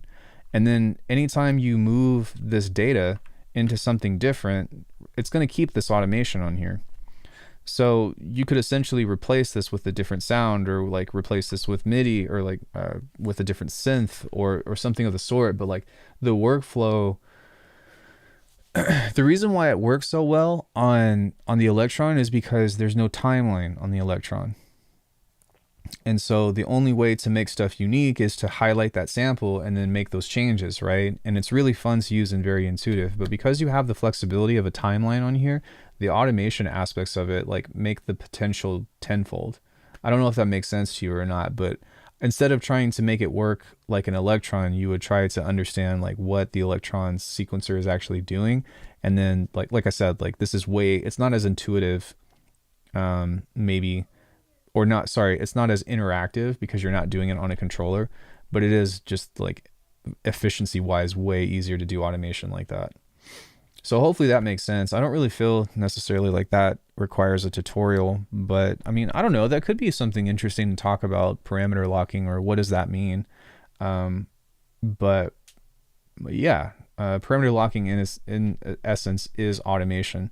The only difference that somebody might get nitty gritty about is that they would argue that automation on a groove box is different. But the only thing that makes it different is that you have to do live recording on a groove box, whereas this is quantized and locked into this specific region of time. So I don't know. I could see how that could get confusing, but to me, it's not very different. But yeah, that's you know, and then in essence, like, I think that, you know, with this fader here, what you can do, which might actually be, you know what, that might be fucking sick. Let me just build one. This would actually be a great tutorial on. So if I wanted to take inspiration from the Octatrack and like crossfade in between effects, then what I would do is just have like a huge selector of stuff and duplicate the selector and then create a mix in between. Oh shit. Okay, so here's what that would look like. I'm going to delete this, okay? Hopefully you understand that. I'm going to delete the syntax too. But if you go effect selector like this,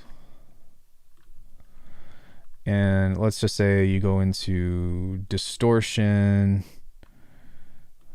some other kind of distortion, some other kind of delay plus that's doing some wild ass shit. Let's just say something like that. Then let's say you create some kind of reverb, like ROM.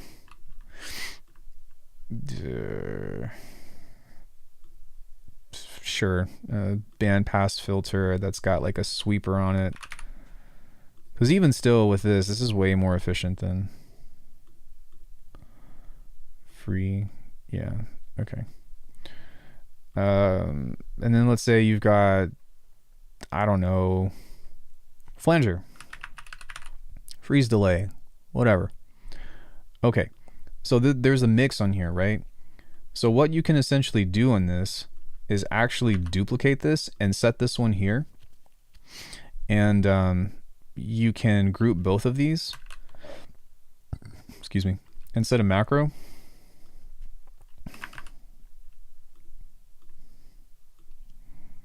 This one goes up, this one goes down. Set this one to 50%. And now you can select between these different effects and essentially have a crossfader on here in between this. So if I were to say, which is really fun, actually, this is great because this is how, like, there's not really anything hardware based that's like the Octatrack, but this is a very similar process. But what we can do is put this on the master here and maybe put this before everything else. And so now whenever we open this up, we can select between these different things, which would be akin to holding the A button, right? And having 16 different options to select from. And then the B thing is 16 different options to select from. So we could choose 2 different effects and then start morphing in between. So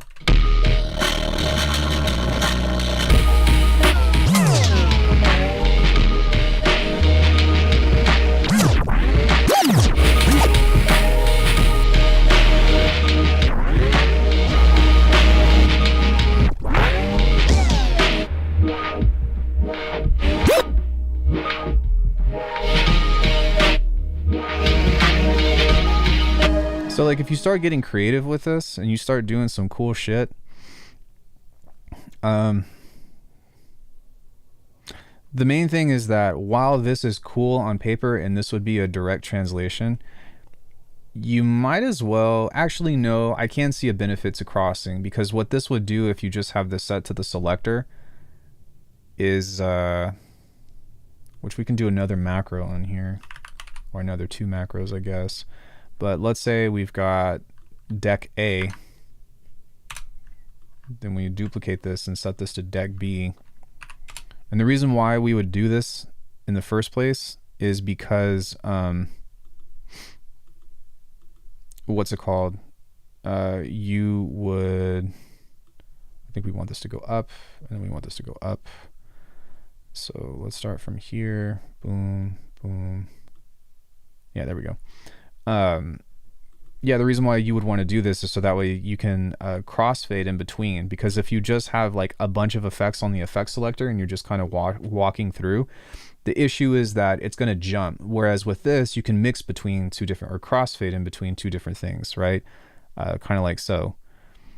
And then what we can also do is grab a button or something, and then we can just toggle this like off.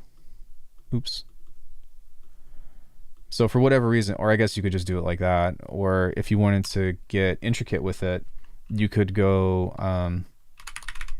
you can go macro and go like kill. So boom, boom, boom. There we go. So no matter what the mix is, you're basically modulating a modulator. So you can go kill, which is kill. So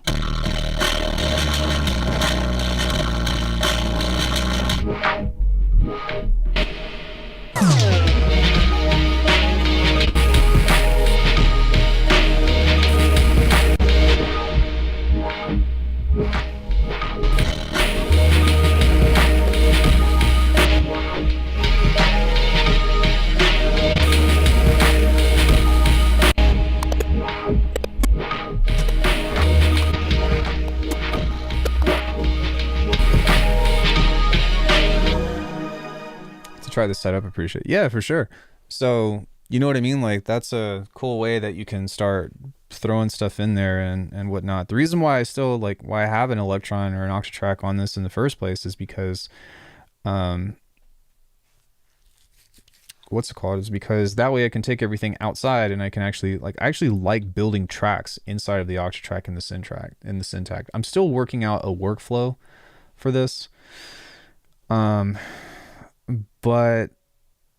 I am interested to continue to push this and see like how I can, you know, make stuff from this. And like if you want inspiration for the Octatrack stuff, just go watch John Makes Beats, you know. But I would love to figure out how I would want to create like a halftime track or something, or start a halftime track inside of the Octatrack and then take it, because there's something really to be said about how fun it can be to start in the box and then like put it into the DAW and like continue the idea from there. But I just don't know yet how yo, thanks Ryan, I appreciate that, thank you so much. I don't know how I would pull that off yet. So but anyways, hopefully that was I'll save this and Octa Effects Maker, which is a really cool setup. I hadn't really thought of that before, and this might be something that could be a lot of fun to like just fuck with racks on, I guess. But yeah. I'm kind of curious how else, like what else I could do with this other than put like third-party effects and stuff in here. But essentially like that could be awesome. I guess like something I could consider is just having a bunch of like neuro shit on here and just kind of cycling through, or just regular master effects that would be more so like DJ effects, something of the sort.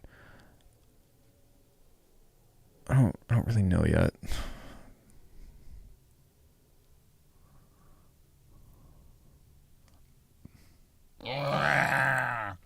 Thanks Ryan, I appreciate it. But yeah, hopefully that kind of gives you some insight on how this could work. And I will make a tutorial on this and revisit this, because that will be fun. Wait, what happened there? Kill.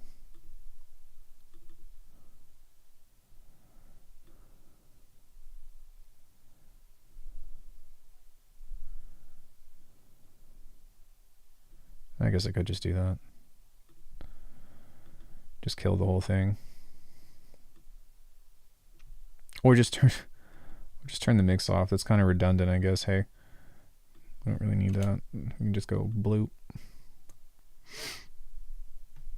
Yeah, I don't know. That's interesting.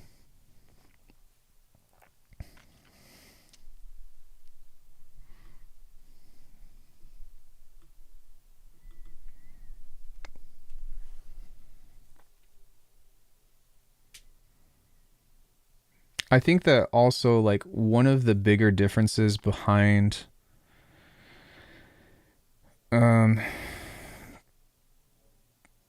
one of the biggest differences behind the Octatrack itself is that right now we're just using inserts. And what makes this different is that a lot of the effects that you can build inside of the Octatrack have to do with the audio that you've loaded into it. So the integration aspect, right, with the pitching and all that other stuff is a lot more involved. But even still, just working on insert effects here could be, a cool, like a cool vibe thing or whatever that you could get kind of close. I guess if you have a sampler or something, you could do that. But for me personally, I would want it to be over the entire project. So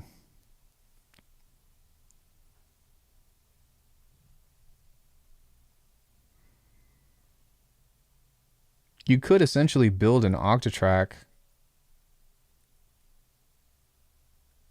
No, you can't. No, you can't do that. I'm trying to think, like, what if this were to be like an actual thing? So now you've got me thinking, which is fun. There's a sampler here, and this sampler has, up to 128 different shit loaded within it, right? So you've got that. You right click this, go distribute select equally. So now you can kind of select a different key or select a different thing on wherever this is. You could, in theory, parameter lock this based off of how you select whatever's going on here. Because in theory, what you could do is set a macro here to follow a pitch or some sort about what's going on. It's just a shame that you can only do this linearly, right? So you can't snapshot this like this and have this here and then have a different value, because what would happen is this would go exponentially from 0 to something. But I think that what you might be able to do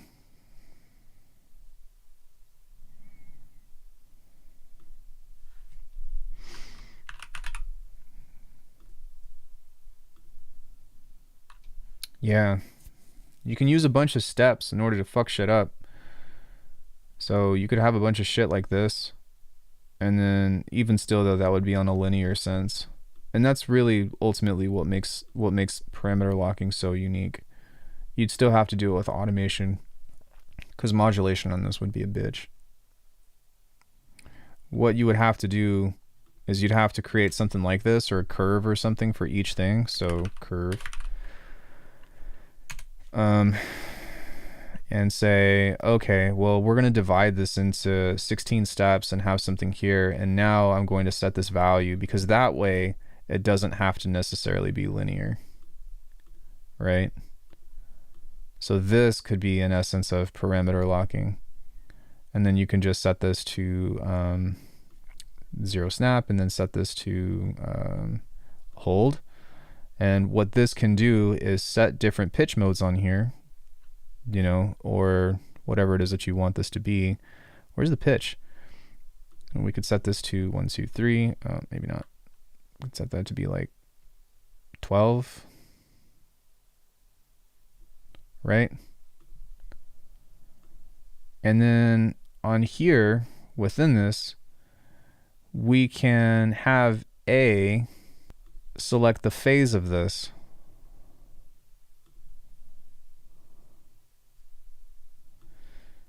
Oh, yeah, that'd be rough. We'd have to create a group. And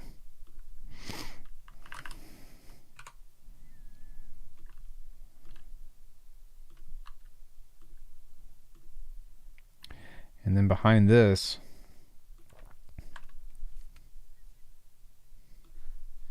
that's really interesting. We'd have to put this in here. into the effects. And now behind this, we can map this to this guy. We can map this to this guy.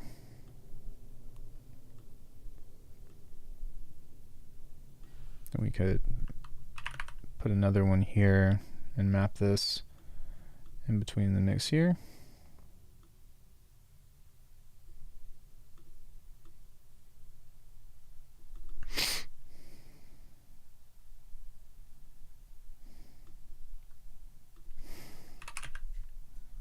Oops.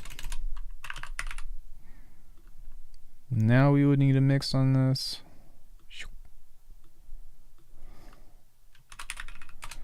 Kill. So.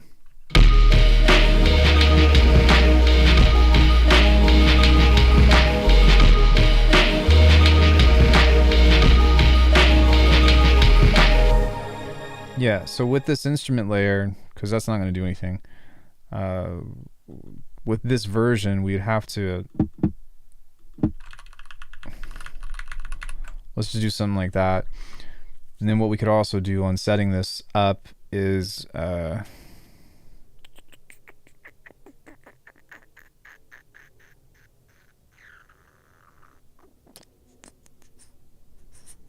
this is getting more and more complicated, but that is really interesting.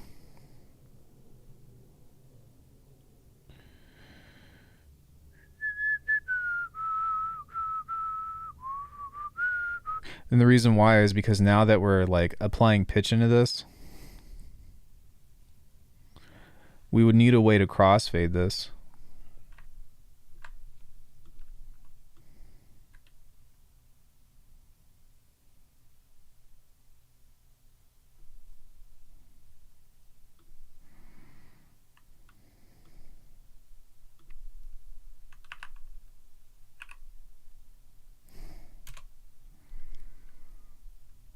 The globals.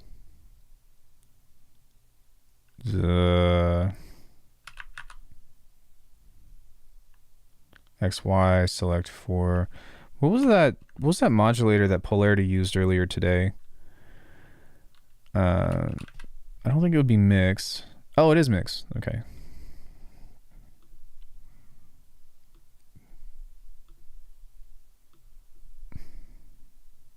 So could have that here.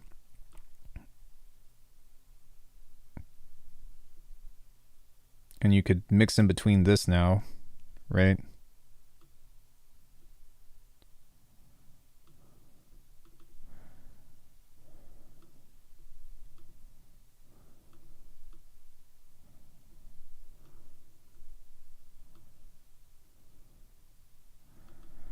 And so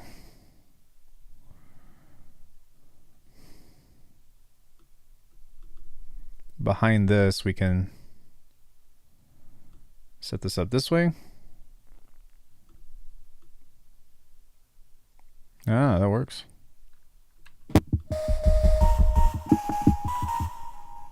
Which is really cool.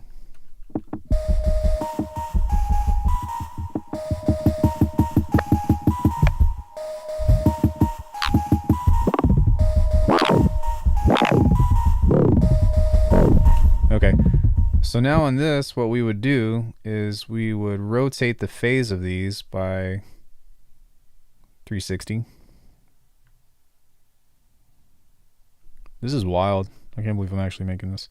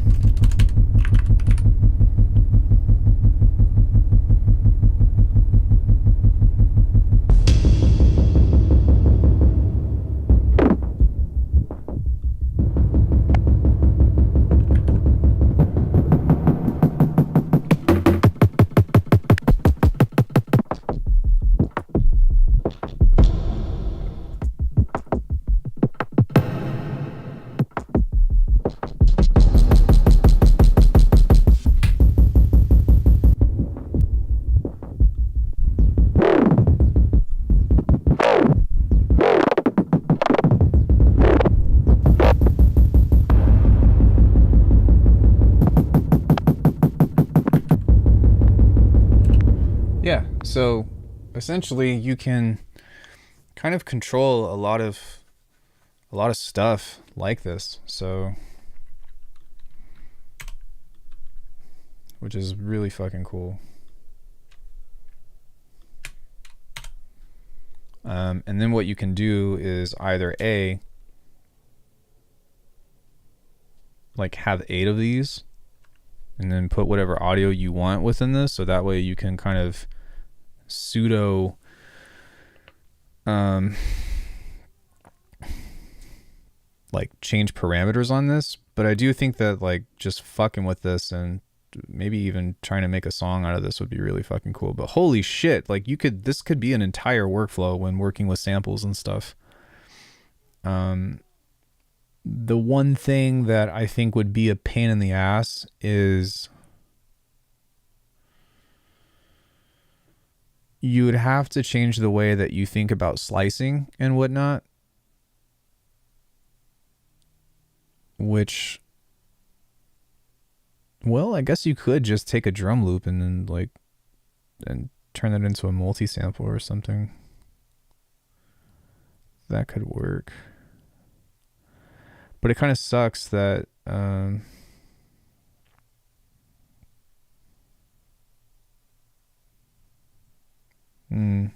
okay. So I'm going to write this out too, because you just gave me another idea about efficient slicing modes. So here's a thought.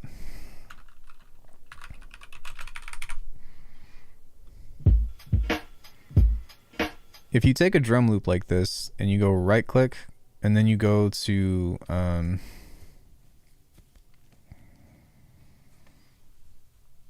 what is it? Slice to multi-sample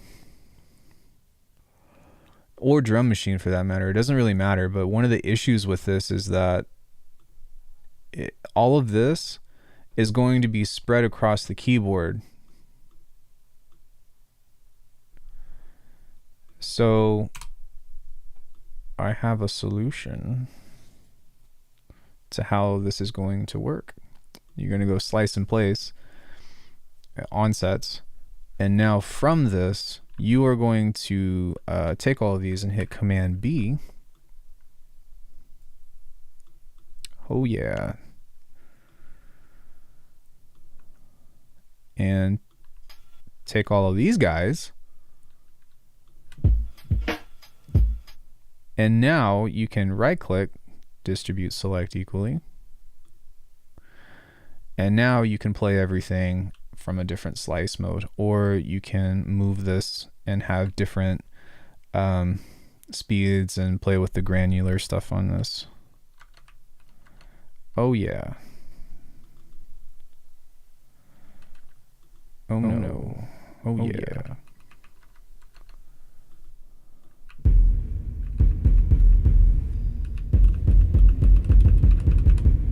We can open this back up and highlight all of these and set the looping on here.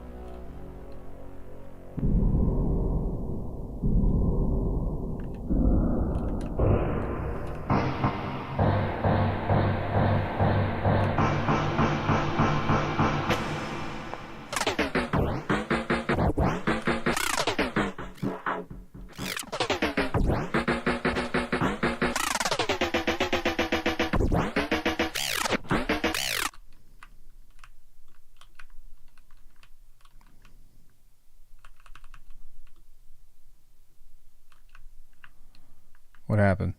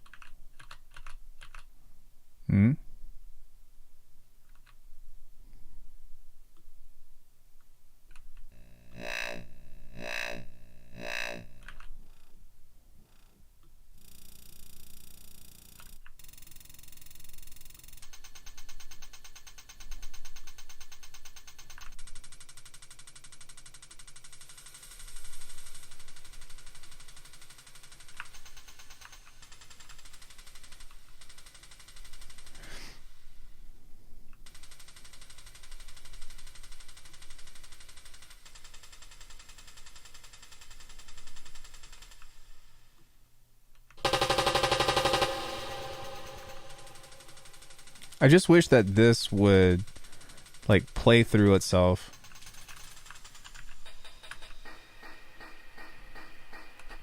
Because you have to re-trigger it, which sucks.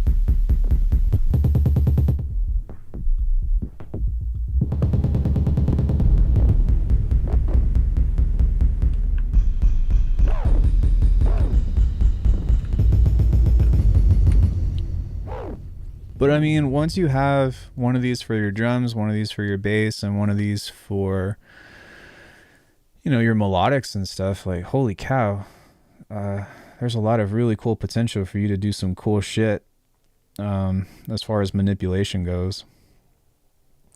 I think that this is a rabbit hole that I'll introduce to people, but I don't think that this is something that I would do myself just because I'm really comfortable with the way that I'm making music lately. But I mean, essentially,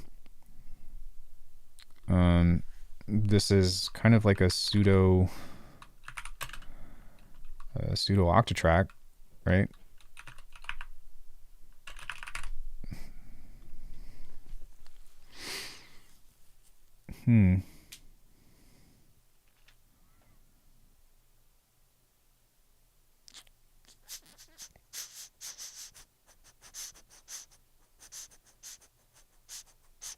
I guess something else that could be worth noting is I'd have to look at like what all the parameters are on the octatrack when it comes into the manipulation of the sample, but really within these macros here, like, you should be able to get some interesting shit. And I guess too, since you have the pitch, yeah, that solves that problem. You don't even have to manipulate the pitch. I guess you can if you want to, but this is unnecessary because you could just play the same key since we sliced it differently.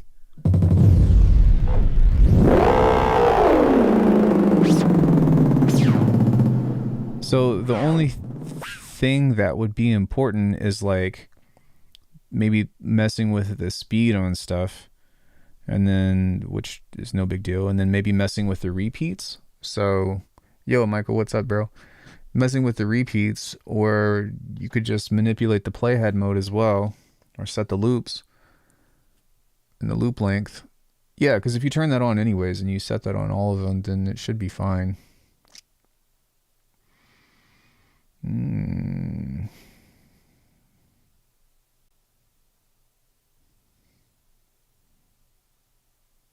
Yeah, I guess you could do that wonky crossfade mix between A and B on some things, but I don't really find that to be all that necessary. But you could map a crossfader here if you wanted to. And this is kind of ugly, but I don't know. I'm trying to think about what else there might be with this, or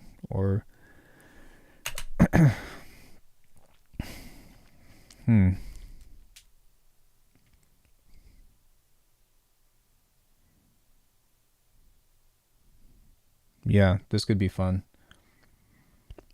Does this kind of make sense to everybody, or does this, like, I don't know. I guess I'm just thinking about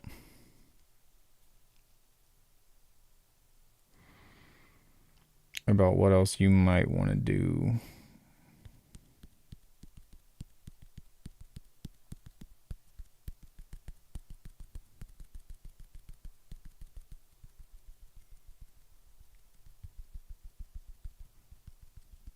I have a text.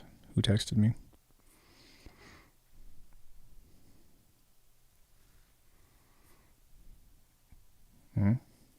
Anybody? I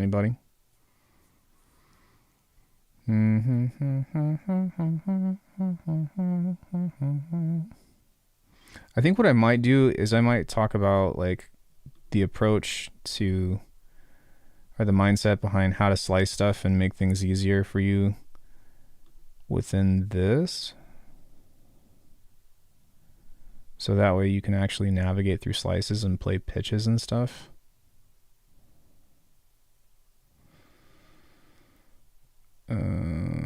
Although it doesn't really solve the issue of like creating new slices or anything, but at the same time, it is kind of, I do think it is a little bit better. Who is sending me messages? What's my bro?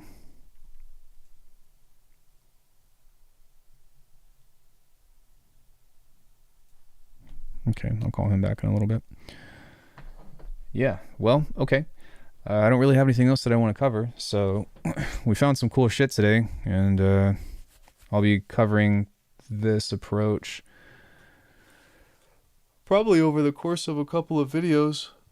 But this could be a new project that I could work on just for fun, of building some templates like this. Although I don't really know. I don't really feel like this is a whole lot different than what I was doing from before. It's just a different way of looking at it, I guess, because you're essentially just mixing shit in. And I don't really want to feed people like regurgitated shit. But if you have an Octatrack, then this might make sense to you in some way or another. But I guess at one point or another, it all becomes relevant anyways. So, yeah. Well, in any case, thank you all so much for hanging out with me today. If you want to support the channel, check out alchemy.com for presets and whatnot and effect racks and lots of stuff. If you want to book a lesson with me, you can also do that from alchemy.com. Or support the channel just by leaving a like and maybe tossing a comment on one of my videos or something, and, you know, giving me suggestions on what kind of content you want to see in the future. I appreciate all of you. Means a lot. Thanks for giving me somebody to hang out with. And I will see you all on Wednesday. Bye, everybody. Have an awesome rest of your evening.